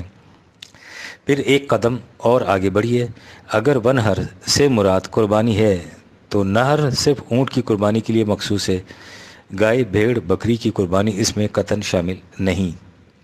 ایک قدم اور آگے، قرآن نے فصل لربک ونہر فرمایا، صلی کا معنی ہوئے نماز پڑھ، اور ونہر کے ان کے نزدیک قربانی کر۔ اب ظاہر ہے کہ صل کے حکم کی ادائیگی اسی شکل میں اور انہی شرائط کے ساتھ ہوگی جو قرآن میں دوسرے مقامات پر مذکور ہیں۔ مثلا قرآن نے حکم دیا ہے کہ صلاۃ کے لیے قبلے کی طرف رخ کرنا چاہیے، لہٰذا جب سل کہا جائے گا تو اس کے ساتھ یہ تمام شرائط مستلزم ہوں گی۔ جس طرح سل کے لیے ضروری ہے اسی طرح ونہر کے لیے بھی یہ ضروری ہے۔ سل کے لیے قرآن نے سمت قبلے کا تعین فرمایا ہے، اسی طرح ونہر کے لیے قرآن ہی نے کعبے کے مقام کی تعین کر دی ہے۔ لہٰذا جس طرح سل نماز کے لیے سمت قبلہ ضروری ہے اسی طرح نہر قربانی کے لیے مقام کعبہ ضروری ہے۔ نہ سمت قبلہ کے بغیر ہر طرف رخ کر کے صلاۃ ہو سکتی ہے، نہ مقام کعبہ کے بغیر ہر مقام پر قربانی۔ صلاۃ کے متعلق قرآن کی تمام حدود و قیود کا التزام ضروری قرار دینا، لیکن ہر قربانی کے متعلق قرآن کی متعین کردہ شرط کے یکسر خلاف دنیا کے ہر گلی کوچے کو قربان گاہ تصور کر لینا تو مینون ببعد الکتاب و تکفرون ببعد، کتاب کے ایک حصے پر ایمان اور دوسرے حصے سے انکار کے مرادف نہیں تو اور کیا ہے۔ روایات۔ آپ یقیناً حیران ہوں گے کہ جب قرآن میں قربانی کے متعلق ایسی تصریحات موجود ہیں تو پھر وہ کون سی وجہ ہے جس کی بنا پر یہ تمام حضرات اس پر مصر ہیں کہ قربانی کی جگہ مختص نہیں، ہر گلی کوچے میں ہو سکتی ہے۔ اس کی وجہ وہی ہے جو دین کے دوسرے شعبوں کو قرآن کے خلاف لے جانے کی وجہ بنی ہے، یعنی روایات۔ کچھ احادیث ایسی ہیں جن میں مذکور ہے کہ نبی اکرم صلی اللہ علیہ وسلم نے عید قربان کے دن اپنے طور پر قربانی کی۔ چونکہ ہمارے ہاں دین کی بنیاد قرآن نہیں بلکہ احادیث ہے، اور احادیث قرآن کی ناسخ بھی ہو سکتی ہیں، اس پر قاضی بھی۔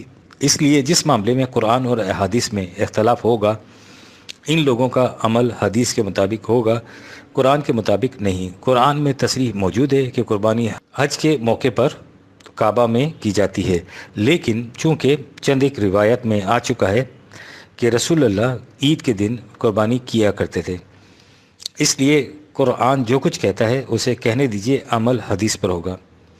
لیکن جیسا کہ روایت میں عام طور پر ہوتا ہے، اس باب میں بھی دونوں قسم کی روایات موجود ہیں۔ ایسی بھی ہیں جن سے مترشح ہوتا ہے کہ حضور نے عید کے دن قربانی کی، اور ایسی بھی جن سے ظاہر ہے کہ حضور نے یا تو خود مکے میں قربانی کی یا اپنے قربانی کے جانور مکہ معظمہ بھیجے۔ بخاری، مسلم، ابو داؤد، ترمذی، مالک، نسائی سب کے سب اس حدیث کے راوی ہیں جس میں حضرت عائشہ رضی اللہ عنہا فرماتی ہیں کہ حضرت کا معمول تھا کہ آپ مدینے سے ہدی کو مکہ روانہ فرماتے تھے تو آپ کے ہدی کے ہار میں بنایا کرتی تھی۔ حضرت ابن عباس کی روایت ہے کہ حضرت نے حدیبیہ کے سال بہت سے اونٹ بطور ہدی مکہ کو روانہ کیے، ان میں ایک اونٹ چاندی کی نتنی والا بھی تھا۔ حضرت نافع رضی اللہ عنہ کی روایت ہے کہ حضرت عمر رضی اللہ عنہ اپنی قربانی کے جانوروں کو قباتی، انمات اور حلل کی جھول پہناتے پھر کعبے کی طرف روانہ کر دیتے۔ زاد المیعاد میں علامہ ابن قیم رحمۃ اللہ علیہ نے لکھا ہے کہ حج 9 ہجری میں فرض ہوا۔ اس سال غزوہ تبوک سے واپسی پر رسول اللہ نے حضرت ابو بکر رضی اللہ عنہ کو کم و بیش 300 مسلمانوں کے ہمراہ حج کے لیے بھیجا اور اپنے قربانی کے 20 اونٹ جن کے گلوں میں خود اپنے ہاتھ سے قلابے پہنائے تھے ان کے ساتھ کر دیے۔ دوسرے سال 10 ہجری میں حضور اکرم صلی اللہ علیہ وسلم نے خود حج کیا اور مکے میں 100 جانوروں کی قربانی کی۔ الغرض حج کی فرضیت کے بعد 2 سال آپ زندہ رہے اور دونوں سال آپ کی طرف سے قربانی مکے میں ہوئی۔ باقی رہیں وہ روایات جن میں کہا گیا ہے کہ حضور نے مدینہ میں قربانی دی، سو جب ہم نے یہ دیکھ لیا کہ قرآن کریم نے قربانی کے لیے کعبے کا تعین کر دیا ہے تو ہم بلا تعامل کہہ سکتے ہیں کہ یہ روایت صحیح نہیں ہو سکتی، کیونکہ حضور کا کوئی عمل قرآن کے خلاف نہیں تھا۔ سنت ابراہیمی، قربانی کو عام طور پر سنت ابراہیمی کہا جاتا ہے۔ قرآن میں اس کا بھی کوئی ذکر نہیں ہے۔ قرآن میں صرف اتنا مذکور ہے کہ حضرت ابراہیم نے خواب میں دیکھا کہ وہ اپنے بیٹے کو ذبح کر رہے ہیں۔ انہوں نے اس خواب کو حقیقی سمجھا اور حضرت اسماعیل کو قربان کرنے کے لیے تیار ہو گئے۔ جب انہیں لٹا دیا گیا تو خدا نے آواز دی کہ ابراہیم تو نے اپنے خواب کو سچا کر دکھایا۔ قرآن میں یہ کہیں مذکور نہیں کہ حضرت اسماعیل کی جگہ ایک مینڈھا جنت سے بھیجا گیا۔ جس کی قربانی حضرت ابراہیم نے کر دی۔ یہ بیان تورات کا ہے، قرآن کا نہیں، لہٰذا بکروں کی قربانی سنت ابراہیمی بھی نہیں۔ اگر کسی کو سنت ابراہیمی پر عمل پیرا ہونا ہے تو اپنے بیٹے کو ذبح کرنے کے لیے لٹائے، اس کے بعد اگر اسے خدا کی طرف سے آواز آئے کہ بیٹے کو چھوڑ دو تو چھوڑ دے، اور اگر ایسی بھی آواز نہ آئے تو اسے ذبح کر ڈالے۔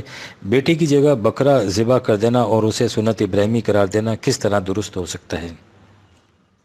ذبح عظیم، بعض لوگ کہتے ہیں کہ قرآن میں ہے کہ خدا نے حضرت اسماعیل علیہ السلام کو ذبح عظیم کے فدیے میں چھڑا لیا ہے، اور وہ ذبح عظیم یہی بکروں اور مینڈوں کی قربانیاں ہیں جو ہر سال دی جاتی ہیں۔ یہ عقیدہ بھی خود تراشیدہ ہے۔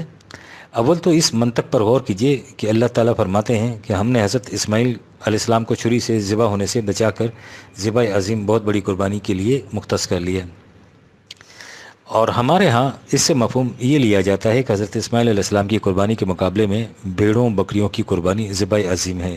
غور کیجئے کہ اس سے یہ کیسی بلند حقیقت کو کتنی پست سطح پر لایا جاتا ہے۔ حضرت اسماعیل علیہ السلام باپ کے پہلوٹے بیٹے تھے، منصب سرداری کے مستحق ہونے کی جہت سے شام کے سرسبز و شاداب وادیوں کے حکمران بننے والے تھے۔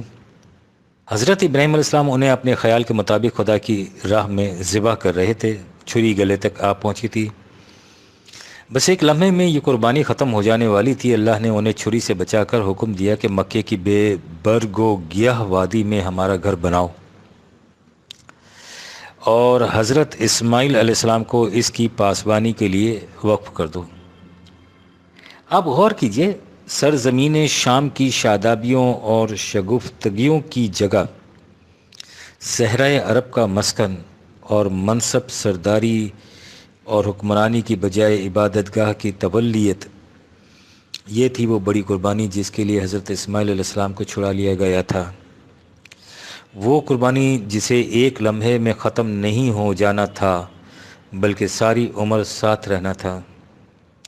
یہ ایک ایک سانس کی قربانی تھی، لمحہ بلمحہ قربانی تھی، مسلسل و متواتر قربانی تھی، عمر بھر کی قربانی تھی، بلکہ یوں کہیے کہ پشتوں تک کی قربانی تھی۔ حضرت اسحاق علیہ السلام کی نسل کے حصے شوکت سلیمانی اور دارائے داؤدی آ گیا، اور حضرت اسماعیل علیہ السلام کی اولاد کے حصے میں صحرائے عرب کی عبادت گاہ کی رکھوالی۔ کہیے یہ قربانی بڑی تھی یا ایک لمحے میں رگے جان کا کٹ جانا؟ یہ تھی وہ عظیم الشان قربانی جس کے اثرات صدیوں تک تولیت کعبہ کی شکل میں متوارث آگے بڑھتے رہے، تا آن کے شاخ اسرائیل کے بے نم ہو جانے کے بعد یہ شاخ اسماعیلی اس حسن و شادابی کے ساتھ گلبار و ثمر ریز ہوئی کہ اس کی تازگی اور شگفتگی میں قیامت تک فرق نہیں آئے گا۔ یہ تھا ثمرہ اس ذبح عظیم کا جس کے لیے حضرت اسماعیل کو خدا نے وقف کر لیا تھا۔ اس حقیقت کے بعد سوچئے کہ ذبح عظیم سے مراد بھیڑوں بکریوں کی قربانی لینا قرآنی عظمتوں کو کن پستیوں تک لے جاتا ہے۔ گزشتہ اوراق میں جو کچھ آپ کی نظروں سے گزر چکا ہے اسے بغور پڑھیے، یہ حقیقت آپ کے سامنے آ جائے گی کہ قرآن کریم نے قربانی کا ذکر حج کے سلسلے میں کیا ہے، ایک جگہ نہیں متعدد مقامات پر اس کی تخصیص اور تعین کر دی ہے کہ قربانیوں کا مقام خانہ کعبہ ہے۔ قربانی کے متعلق واضح طور پر بتا دیا گیا ہے کہ اسے مقصود سامان خورد و نوش کا مہیا کرنا ہے۔ قرآن میں کوئی ایک مقام ایسا نہیں جس سے ثابت ہوتا ہو کہ عید کے دن اپنی اپنی جگہ ہر گلی کوچے میں قربانیاں دینے کا حکم ہے۔ اس سے یہ واضح ہے کہ قرآن کی روح سے قربانی حج کی تقریب پر کرنی چاہیے، اور وہ بھی صرف اسی قدر جس سے خورد و نوش کا سامان ہو جائے۔ لہٰذا نہ تو حج میں ایسی قربانیوں کی اجازت ہے جنہیں زمین میں دبا دیا جائے، اور نہ ہی حج سے باہر قربانیوں کا سوال پیدا ہوتا ہے۔ یہ ہے قرآن کی کھلی اور واضح تعلیم۔ باقی رہی احادیث، سو ان میں دونوں قسم کی روایات ملتی ہیں، وہ بھی جن سے مترشح ہوتا ہے کہ حضور نے عید کے دن قربانی کی، اور وہ بھی جن سے ظاہر ہے کہ حضور نے یا تو خود مکہ معظمہ میں بتقریب حج قربانی کی یا قربانی کے جانوروں کو مکہ معظمہ بھیجا۔ لہٰذا قرآن کی تخصیص و تعین مقام و تقرب کے بعد اول قسم کی احادیث کے متعلق یہی سمجھنا چاہیے کہ وہ یا تو اس زمانے سے متعلق ہیں جب قرآن میں ہنوز حج کی قربانی کے احکام نہیں آئے تھے۔ اگر شک الف ناقابل تسلیم ہو تو پھر لا محالہ اسی نتیجے پر پہنچا جائے گا کہ یہ روایت وضعی ہیں، کیونکہ رسول اللہ کا کوئی عمل قرآن کے خلاف نہیں ہو سکتا۔ لیکن اگر اس کے باوجود آپ کو اس پر اصرار ہو کہ حج میں ہر حاجی کا ایک ایک 2 4 10 100 جانور ذبح کرنے کی اجازت ہے اور ہر جانور کے ذبح کرنے کا ثواب ملتا ہے، اور نیز یہ کہ دنیا کے ہر گلی کوچے میں عید کے دن جانور ذبح کرنا امر شروع ہے، تو ہم اس سے زیادہ اور کیا کہہ سکتے ہیں کہ ہمارا کام راستہ دکھانا ہے، راستے پر لگا دینا نہیں ہے۔ مشکل یہ ہے کہ جب انسان کے ذہن میں کوئی بات اندھی تقلید کی بنا پر بطور عقیدہ جم جائے تو اس میں خالی ذہن ہو کر سوچنے کی صلاحیت ہی باقی نہیں رہتی۔ اگر ان حضرات میں خالی ذہن ہو کر سوچنے کی صلاحیت ہوتی تو ہم ان سے کہتے کہ آپ ذرا تصور میں لائیے کہ کسی جگہ قریب 1 لاکھ انسان جمع ہوں اور ان میں سے ہر ایک 2 4 بھیڑوں بکریوں کو ذبح کر کے زمین پر تڑپتا چھوڑ دے، اور اس کے بعد ان تمام 3-4 لاکھ لاشوں کو گڑھے کھود کر دبا دیا جائے۔ اس کے ساتھ ہی دنیا میں ہر مقام پر کروڑوں کی تعداد میں اسی طرح جانور ذبح کیے جائیں، اور دن بھر ان جانوروں کا گوشت ادھر سے ادھر اور ادھر سے ادھر گھومتا پھرے، اور اس کے بعد یہ قوم اللہ کا شکر ادا کرے کہ اس نے ایک بہت بڑا کار نمایاں انجام دے دیا جس کا انہیں خدا کے ہاں بہت بڑا اجر ملے گا، اور یہ جانور انہیں جہنم سے پار لگانے کا موجب بنیں گے۔ یہ منظر تصور میں لائیے اور پھر سوچئے کہ ان 2-4 روایتوں نے جن کی طرف اوپر اشارہ کیا گیا ہے آپ کو کہاں سے کہاں پہنچا دیا اور کیا سے کیا بنا دیا۔ روایت نے کیا یہ ہے کہ اسلام جیسے زندگی بخش نظام حیات کو رسومات کا مجموعہ بنا دیا ہے، اور یہی ان لوگوں کا مقصود تھا جنہوں نے مسلمانوں کو قرآن سے ہٹا کر روایات میں الجھا دیا۔ یہ ہیں قرآن کی روح سے قربانی کے احکام، یعنی قربانی اجتماعی حج کے ساتھ مخصوص ہے، اور اس کا مقصد اس اجتماع میں شریک ہونے والوں کے لیے خوراک بہم پہنچانا ہے۔ لہٰذا اس ضرورت سے زیادہ جس قدر جانور ذبح کیے جاتے ہیں وہ اہلاک نسل ہے، جسے قرآن نے فساد سے تعبیر کیا ہے، وَيَحْلُقُ الْحَرْثُ وَالنَّسْلُ 2/205۔ حج کے علاوہ قربانی اور کہیں نہیں، لہٰذا یہ دنیا کے ہر قریہ اور ہر بستی کے گلی کوچوں میں جانور ذبح کیے جاتے ہیں۔ قرآن کی روح سے اس کی شرعی حیثیت کچھ نہیں۔ ذالک الدین القیم ولکن اکثر الناس لا یعلمون 1951 عیسوی۔ بسم اللہ الرحمن الرحیم۔ کیا قربانی کا منکر کافر ہے؟ از علامہ ایاز العقاد مدیر الاسلام مصر۔ اس سوال زید قربانی کا منکر ہے۔ بارہا اس نے اپنے منہ سے یہ الفاظ نکالے ہیں کہ ہر سال جتنے جانور ذبح کیے جاتے ہیں اگر ان کی قیمت حکومت کے حوالے کر دی جائے تو وہ اس سے سینکڑوں رفاع عامہ کے کام کر سکتی ہے، بلکہ وہ علل اعلان کہتا ہے کہ اسی طرح امت مسلمہ کو ہر سال لاکھوں روپے کا نقصان ہو رہا ہے۔ اگر یہ رقم کسی اچھے مصرف میں لگائی جاتی تو بہتر ہوتا۔ پوچھنے والی بات یہ ہے کہ کیا ایسے اعتقاد رکھنے کے بعد زید مسلمان رہ سکتا ہے؟ کیا وہ اس قابل ہے کہ موت کے بعد مسلمان اس کا جنازہ پڑھیں، اور کیا مسلمان اس کے ساتھ رشتہ ناتا کر سکتے ہیں؟ برائے کرم جواب مفصل دیجیے۔ سائل غنم بن صفوان العلی مقیم قاہرہ۔ الجواب، سب سے پہلے تو آپ کو یہ سمجھ لینا چاہیے کہ میں نہ تو اپنے آپ کو مفتی کہتا ہوں اور نہ ایسی مسند افتاح میں نے بچھا رکھی ہے۔ کہ تکیے سے پیٹھ ٹیک کر بیٹھوں اور لوگوں کے ایمان تولتا رہوں۔ میں جو کچھ بھی کہوں گا محض علمی تحقیقی انداز میں کہوں گا، اور جہاں تک میری بصیرت میری رہنمائی کرے گی حق گوئی میں پوری بے باکی سے کام لوں گا۔ قربانی اور قرآن حکیم۔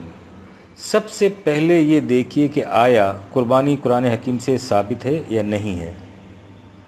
جب آپ اس امر پر غور کر لیں گے تو آپ کو معلوم ہوگا کہ قرآن میں قطعیت کے ساتھ یہ کہیں نہیں آیا کہ مسلمان خواہ وہ دنیا کے کسی گوشے میں بستے ہوں ذی الحج کی فلاں تاریخ کو قربانی کیا کریں۔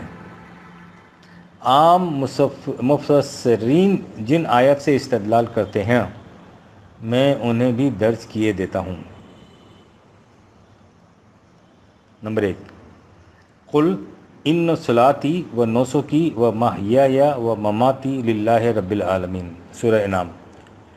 کہہ دیجئے کہ میری صلاۃ، میری نسک، میری زندگی اور میری موت رب العالمین کے لیے ہے۔ اس آیت میں نسک سے قربانی مراد لی جاتی ہے۔ آئیے نسک کا فیصلہ ائمہ لغت سے کرائیں۔ علامہ بستانی لکھتے ہیں اس مادے کے اصل معنی دھو کر پاک و صاف کرنا ہیں۔ اس کے بعد یہ ہر اس امر کے لیے استعمال ہونے لگا جو خدا کی طرف سے واجب قرار پایا ہو۔ اسی لیے مناسک کا لفظ ان طور طریقوں کے لیے استعمال ہوتا ہے جو واجبات خداوندی کی ادائیگی کے لیے مقرر ہوئے ہیں۔ محیط المحیط ملخصاً، علامہ محب الدین محمد مرتضیٰ لکھتے ہیں نسک السبخطہ کے معنی ہیں اس نے بنجر زمین کو درست کیا۔ نسک الی طریقت جمیلت، اس نے اچھا راستہ اختیار کر لیا۔ اسی لیے نسک اس مقام کو کہتے ہیں جس کی طرف لوگ اکثر آتے جاتے ہیں۔ اسی بنا پر حج کے امور و مراسم کو بھی مناسک کہتے ہیں۔ نسکن یا نسیکاتن ذبیحہ یا خون کے معنوں میں بھی آتا ہے۔ تاج العروس ملخصاً، علامہ ابن قتیبہ کہتے ہیں نسک ہر اس چیز کو کہتے ہیں جس کے ذریعے خدا کا تقرب حاصل کیا جائے۔ کتاب القرطین۔ غرض یہاں سے آپ نے معلوم کر لیا کہ اگرچہ بنیادی معنوں کے لحاظ سے یہ لفظ زندگی کے ہر اس طور طریقے پر استعمال ہوتا ہے جو اللہ کا تقرب حاصل کرنے کے لیے اختیار کیا جائے، تاہم یہ ذبیحہ کے معنوں میں بھی استعمال ہوتا ہے، اور ذبیحہ بھی وہی جو حصول تقرب کے لیے ہو۔ آیا زیر نظر میں اکثر مفسرین نے نسک سے مناسک حج مراد لیے ہیں کیونکہ قرآن ان معنی میں بھی اس لفظ کو استعمال کرتا ہے۔ دیکھیے فَإِذَا قَضَيْتُم مَنَاسِكَكُمْ، البقرہ، جب تم مناسک حج سے فارغ ہو جاؤ۔ لیکن قرآن ہی میں یہ لفظ ذبیحہ کے معنوں میں بھی آیا ہے۔ فَفِدْيَاتٌ مِّن صِيَامٍ أَوْ صَدَقَاتٍ أَوْ نُسُكٍ، بقرہ، بس اس کا فدیہ روزے یا صدقے یا ذبیحہ ہوں گے۔ دیکھنا یہ ہے کہ سورہ انعام کی مذکورہ الصدر آیت میں نسک ذبیحہ کے معنوں میں استعمال ہوا ہے یا قربانی کے معنوں میں؟ صلاۃ کے ساتھ نسک اور حیات و ممات کے الفاظ صراحتاً اس امر پر دلالت کر رہے ہیں کہ یہاں لفظ اپنے بنیادی معنوں کے بغیر کسی اور معنی میں استعمال کیا جائے تو ان نئے معنی کے لیے کوئی واضح قرینہ ہونا چاہیے، جیسے فدیہ والی آیت میں ہے کہ وہاں اور کچھ مراد ہی نہیں لے سکتے اور نہ اسے بنیادی معنوں پر محمول سمجھ سکتے ہیں۔ سورہ حج میں لِكُلِّ أُمَّةٍ جَعَلْنَا مَنْسَكًا نَاسَكُوهُ الحج، ہم نے ہر امت کے لیے ایک طریقہ مقرر کر دیا جس پر اسے چلنا تھا۔ دیکھیے یہاں لفظ صاف طور پر اپنے بنیادی معنوں میں استعمال ہوا ہے بانداز دیگر۔ اچھا، ایک لمحے کے لیے ہم یہ بھی تسلیم کیے لیتے ہیں کہ سورہ انعام کی آیت میں نسک سے مراد ذبیحہ ہے، لیکن اس بات کی کسی کے پاس کیا دلیل ہے کہ اس سے وہ قربانی مراد ہے جو ہر سال حج کے مہینے میں ساری دنیا کے مسلمان کرتے ہیں؟ اس آیت سے بھی زیادہ یہی ثابت ہوگا کہ مشرکین بتوں کے حضور اپنے جانوروں کو بھینٹ چڑھاتے تھے۔ میں اللہ کے لیے جانور ذبح کرتا ہوں۔ خیال رکھیے کہ میں اس قربانی پر گفتگو نہیں کر رہا ہوں جو حاجی حج کے موقع پر دیتے ہیں۔ اور جس قربانی کے جانور کو اللہ تعالیٰ ہدی کہتا ہے۔ نمائندگان ملت اسلامیہ کے عالمگیر اجتماع میں ہدی کی قربانی اس لیے ہے کہ وہاں وہ لوگ ایک دوسرے کی دعوت کریں اور مختلف ممالک کے نمائندوں میں باہم ممانست پیدا ہو اور مل بیٹھ کر وہ لوگ اجتماعی مسائل پر سوچیں۔ دین اسلام میں ایسے اجتماعات کے مواقع پر ہر امت کو نبی اکرم صلی اللہ علیہ وسلم سے پیشتر بھی یہ حکم تھا۔ لِكُلِّ أُمَّةٍ جَعَلْنَا مَنْسَكًا لِيَذْكُرُوا اسْمَ اللَّهِ عَلَى مَا رَزَقَهُم مِّن بَهِیمَةِ الْأَنْعَامِ الحج۔ اور ہم نے ہر امت کے لیے یہ طریقہ مقرر کر دیا تھا تاکہ وہ لوگ اللہ کے دیے ہوئے جانوروں پر اللہ کا نام لیں اور انہیں ذبح کریں۔ یہ آیت ہدی کے سلسلے میں سورہ حج میں وارد ہوئی ہے۔ دوسری دلیل، اب ان لوگوں کی دوسری دلیل ملاحظہ فرمائیے جو قربانی کو قرآن سے ثابت کرتے ہیں۔ فَصَلِّ لِرَبِّكَ وَانْحَرْ، کوثر، اپنے رب کے واسطے صلاۃ ادا کرو اور نہر کر۔ وَالنَّحْر کے معنی کیے جاتے ہیں اور قربانی کر، حالانکہ نہر کئی معنوں میں آتا ہے۔ فرا نحوی کہتا ہے وَانْحَر کے معنی ہے اپنا سینہ قبلہ رخ کیجیے۔ ابن ابی حاتم۔ حضرت علی سے روایت ہے کہ نبی صلی اللہ علیہ وسلم نے فرمایا جب یہ صورت نازل ہوئی تو میں نے جبرائیل سے پوچھا یہ نہر کیا ہے؟ انہوں نے کہا یہ ذبح نہیں بلکہ نماز میں پہلی تکبیر، رکوع اور رکوع سے اٹھتے ہوئے ہاتھ اٹھانے کا حکم دیا جا رہا ہے۔ ابن ابی حاتم، ابن مرودیہ۔ جعفر کا قول ہے کہ نہر کے معنی ہے تکبیر اولیٰ کے وقت ہاتھ اٹھانا۔ ابن جریر۔ حضرت علی کا ایک قول ہے کہ نہر کے معنی ہے بائیں کلائی پر دایاں ہاتھ رکھنا اور پھر انہیں سینے پر رکھ لینا۔ دار قطنی و تاریخ بخاری۔ حضرت ابن عباس رضی اللہ عنہ کا قول ہے کہ نہر کے معنی ہے دو سجدوں کے درمیان اتنا بیٹھنا کہ چھاتی نظر آئے۔ روح المعانی۔ زحاق کا قول ہے کہ نہر کے معنی ہے نماز کے بعد دعا کے لیے ہاتھ اٹھانا۔ ایزن۔ ان تمام اقوال کو دیکھیے تو آپ کو معلوم ہوگا کہ یہ نہر کے وہ معنی ہیں جنہیں بنیادی معنی نہیں کہا جا سکتا۔ یہ سب اس وقت پیدا ہوئے جب نماز کا تصور پیدا ہوا۔ رہی وہ روایت جو حضرت علی رضی اللہ عنہ کے واسطے سے نبی صلی اللہ علیہ وسلم کی طرف منسوب کی گئی ہے، سو اس کا ذوف ظاہر ہے۔ جبرائیل اس قوت عظیمہ کا نام ہے جو انبیاء کے قلوب مقدس پر القائے وحی کرتی ہے۔ وہ وحی کے معنی بتانے نہیں آتی۔ اسناد کے لحاظ سے بھی محدثین نے اسے ضعیف کہا ہے۔ علامہ آلوسی لکھتے ہیں ابن کثیر نے اسے منکر قرار دیا ہے اور ابن جوزی نے اسے موضوعات میں شمار کیا ہے۔ روح المعانی جز 30۔ اب لغت کی طرف آئیے۔ علامہ محب الدین محمد مرتضیٰ لکھتے ہیں نہر الصدر، سینے کے اوپر کا حصہ جہاں ہار پہنایا جاتا ہے۔ نہر البعیرہ نہیرہ نہرن، اس نے اونٹ کے سینے سے متصل اس جگہ پر نیزہ مارا جہاں سے حلق شروع ہوتا ہے۔ تاج العروس ملخصن۔ اس کے بعد علامہ مذکور نے وہ تمام اقوال نقل کیے ہیں جو میں پہلے لکھ چکا ہوں۔ ان میں دو باتوں کا اضافہ کیا ہے جو درجے ذیل ہیں۔ اونٹوں کو ذبح کرنا، خواہشات کا کلاکمہ کرنا۔ ایزن۔ علامہ زمخشری کہتے ہیں نہر کے معنی ہے کامل دستگاہ حاصل کر لینا، حاوی ہو جانا۔ نہرت عیشاء علمن، میں علم کے ذریعے اس پر حاوی ہو گیا۔ اساس البلاغت۔ علامہ بستانی لکھتے ہیں نہر کے معنی اچھی طرح علم حاصل کر لینا۔ نہر الامور علمن، اس نے معاملات کو اچھی طرح سمجھ لیا۔ النہر والنہریر کے معنی ہیں ماہر، تجربہ کار، کامل درست گاہ رکھنے والا، ہر چیز کو سوچ سمجھ کر اپنانے والا اور ڈٹ کر اس پر عمل پیرا ہونے والا۔ محیط المحیط۔ ہمارے زمانے کے مشہور ماہر لغت علامہ سعید الجیلانی لکھتے ہیں لفظ نہر بنیادی طور پر ان معنوں میں استعمال ہوتا ہے کہ کسی نظریے کو، کسی علم کو یا کسی عقیدے کو غور و تدبر کے بعد قبول کرنا اور پھر اس پر مستحکم ہو جانا، یا کسی علم پر پوری بصیرت سے حاوی ہو جانا اور پھر مستقل مزاجی کے ساتھ عمل پیرا ہونا۔ تو قرآن حکیم میں فصل ربک وانحر کا مفہوم ہوگا پس نظام خداوندی کے قیام کے لیے مستقل مزاجی سے کوشش کر۔ جب تیسری صدی ہجری میں قواعد عمل مفلوج ہوئے اور صلاۃ کے مفہوم کو صرف ابتدائی ارکان پر منحصر سمجھا گیا تو نہر کے وہ عجیب معنی بھی پیدا کیے گئے کہ اس کے معنی ہیں نماز میں دایاں ہاتھ بائیں ہاتھ پر رکھنا وغیرہ۔ اس کے بعد کچھ عرصے بعد مجاہد اور اسماعیل بن ابی خالد وغیر ہما نے یہ اپچ نکالی کہ نہر کے معنی ہیں قربانی کرنا، اور اس قربانی سے گائے، بیل، بھیڑ، بکری وغیرہ ہر چیز کا ذبح کرنا مراد لے لیا گیا ہے۔ حالانکہ پہلے مجازن یہ لفظ اونٹ کے ذبح کرنے پر بولا جاتا تھا، کیونکہ اس میں بھی نہر کا بنیادی مفہوم پیش نظر تھا۔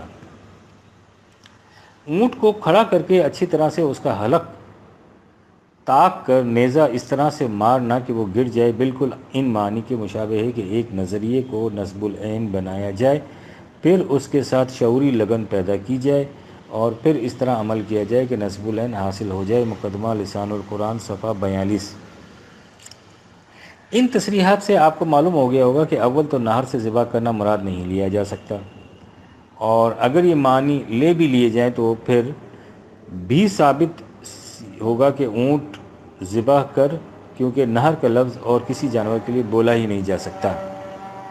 علامہ رازی نے اس اعتراض کا جو جواب دیا ہے وہ بھی سن لیجئے۔ چونکہ نماز بدنی عبادات میں سب سے افضل ہے، اس کے ساتھ قربانی کی قسموں میں سب سے عظیم قربانی کا ذکر کیا گیا ہے، تفسیر کبیر جلد 8۔ یعنی امام رازی صاحب فرماتے ہیں کہ قربانی تو تمام جانوروں کی ہو سکتی ہے، لیکن نماز کے ساتھ افضل قربانی کا ذکر کیا گیا ہے، گویا اونٹ کی قربانی باقی جانوروں کی قربانی سے افضل ہے، اس لیے ونہر کا لفظ استعمال کیا گیا۔ تعجب ہے کہ یہ لوگ ایک طرف تو قربانی کو سنت ابراہیمی کہتے ہیں، یہ بھی تسلیم کرتے ہیں کہ ابراہیم علیہ السلام نے مینڈھا ذبح کیا تھا، دوسری طرف یہ کہہ رہے ہیں کہ اونٹ کی قربانی مینڈھی کی قربانی سے افضل ہے۔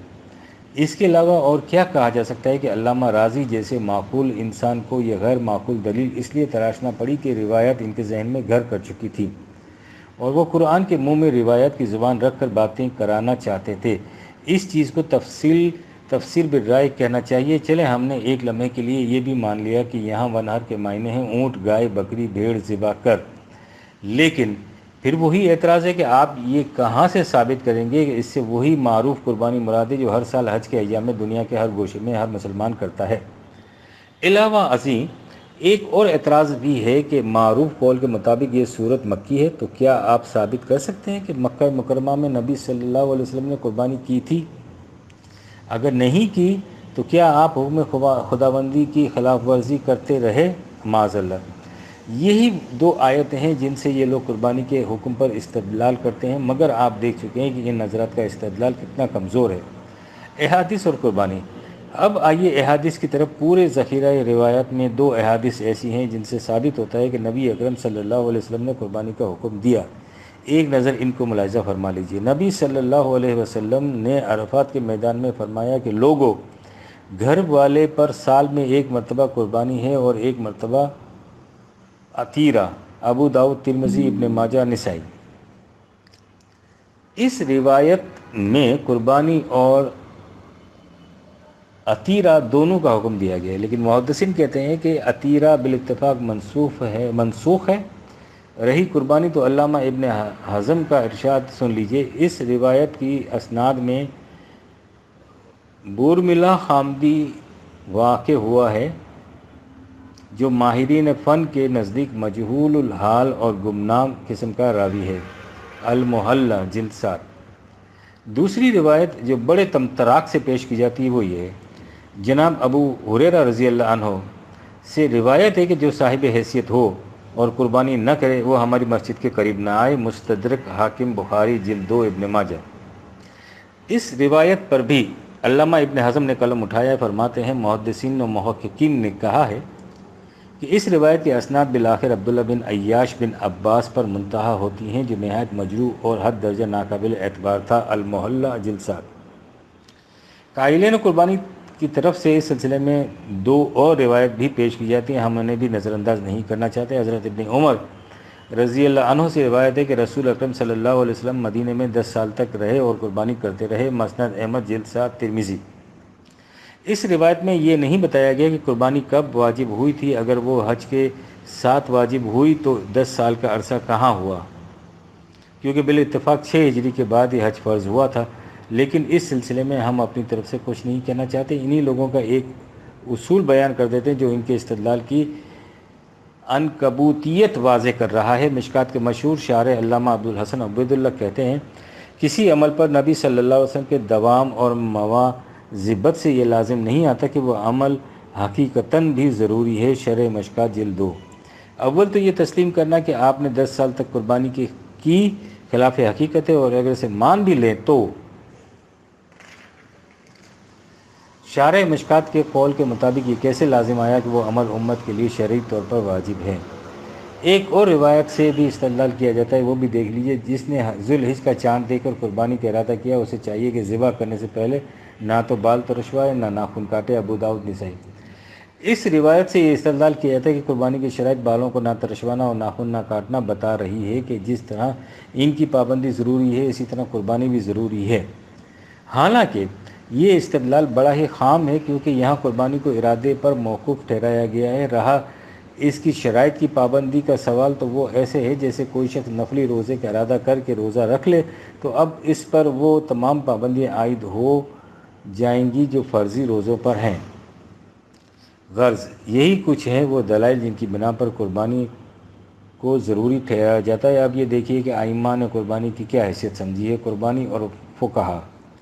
علامہ ابن ارشد لکھتے ہیں، امام ابو حنیفہ کے نزدیک خوشحال شہری جو حالت سفر میں نہ ہوں ان پر قربانی واجب ہے، اس مسافروں پر نہیں۔ لیکن امام محمد و امام ابو یوسف کے نزدیک قربانی واجب نہیں۔ ہدایت المجتہد جلد 1۔ فقہ حنفی و امام ابو حنیفہ رحمۃ اللہ علیہ، امام ابو یوسف اور امام محمد کے اقوال سے عبارت ہے۔ کہیں کہیں امام ابو حنیفہ کے اقوال پر فتویٰ دیا جاتا ہے، لیکن زیادہ تر امام ابو یوسف اور امام محمد کے اقوال کو ترجیح دی جاتی ہے۔ لیکن نہ معلوم اس معاملے میں کس دلیل کی بنا پر امام اعظم صاحب کے قول کو ترجیح دی گئی ہے۔ ائمہ ثلاثہ یعنی امام مالک، امام شافعی، امام احمد بن حنبل اسے سنت موقدہ قرار دیتے ہیں، مگر وہ بھی ایسی کہ کرنے والے کو ثواب ملے گا اور تارک پر کوئی گرفت نہیں ہوگی۔ ائمہ ثلاثہ کے نزدیک قربانی سنت موقدہ ہے، کرنے والا ثواب کا مستحق ہے اور ترک کرنے والے پر کوئی گرفت نہیں ہے۔ الفقہ المذاہب الاربعہ جلد 1۔ قربانی واجب نہیں، اجماع صحابہ۔ اب ذرا اس عمل پر غور کیجیے کہ کیا صحابہ بھی قربانی کو واجب سمجھتے تھے؟ اس سلسلے میں سب سے پہلے تو حضرت ابوبکر صدیق رضی اللہ عنہ اور حضرت عمر فاروق رضی اللہ عنہ کا عمل ملاحظہ فرمائیے۔ امام شافعی سے لکھتے ہیں کہ ہمیں یہ روایت پہنچی ہے کہ حضرت ابوبکر صدیق رضی اللہ عنہ اور حضرت عمر فاروق رضی اللہ عنہ قربانی نہیں کرتے تھے، اس اندیشے سے کہ انہیں دیکھنے والے قربانی کو ضروری نہ سمجھیں۔ کتاب الام جلد 2۔ حضرت ابو مسعود رضی اللہ تعالیٰ عنہ انصاری کے متعلق شمس الائمہ سرخسی رحمۃ اللہ علیہ لکھتے ہیں کہ حضرت ابو مسعود انصاری نے فرمایا، میرے پاس صبح شام 1000 بکریاں آتی جاتی تھیں اور میں نے اس خوف سے قربانی نہ کی کہ کہیں لوگ اسے ضروری نہ سمجھ لیں۔ المبسوط جلد 12۔ حضرت ابن عباس اور حضرت بلال رضوان اللہ تعالی اجمعین کے متعلق علامہ ابن رشد نے لکھا ہے کہ ابن عباس رضی اللہ عنہ بھی اسے واجب خیال نہیں کرتے۔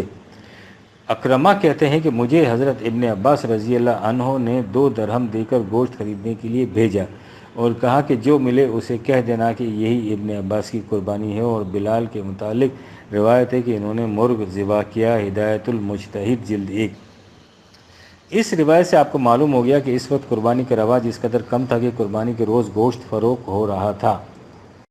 حضرت ابو بکر رضی اللہ تعالی عنہ اور حضرت عمر فاروق رضی اللہ تعالی عنہ کے تعامل کے متعلق امام ابن حزم نے اپنی سند کے ساتھ لکھا ہے کہ حضرت حذیفہ رضی اللہ تعالیٰ عنہ فرماتے ہیں کہ میں نے کئی مرتبہ دیکھا کہ حضرت ابوبکر صدیق رضی اللہ تعالیٰ عنہ اور حضرت عمر فاروق رضی اللہ تعالیٰ عنہ قربانی کو اس خیال سے مکروہ جانتے تھے کہ کہیں لوگ اس کی ابتدا ضروری نہ سمجھ لیں۔ المحلی جلد 7۔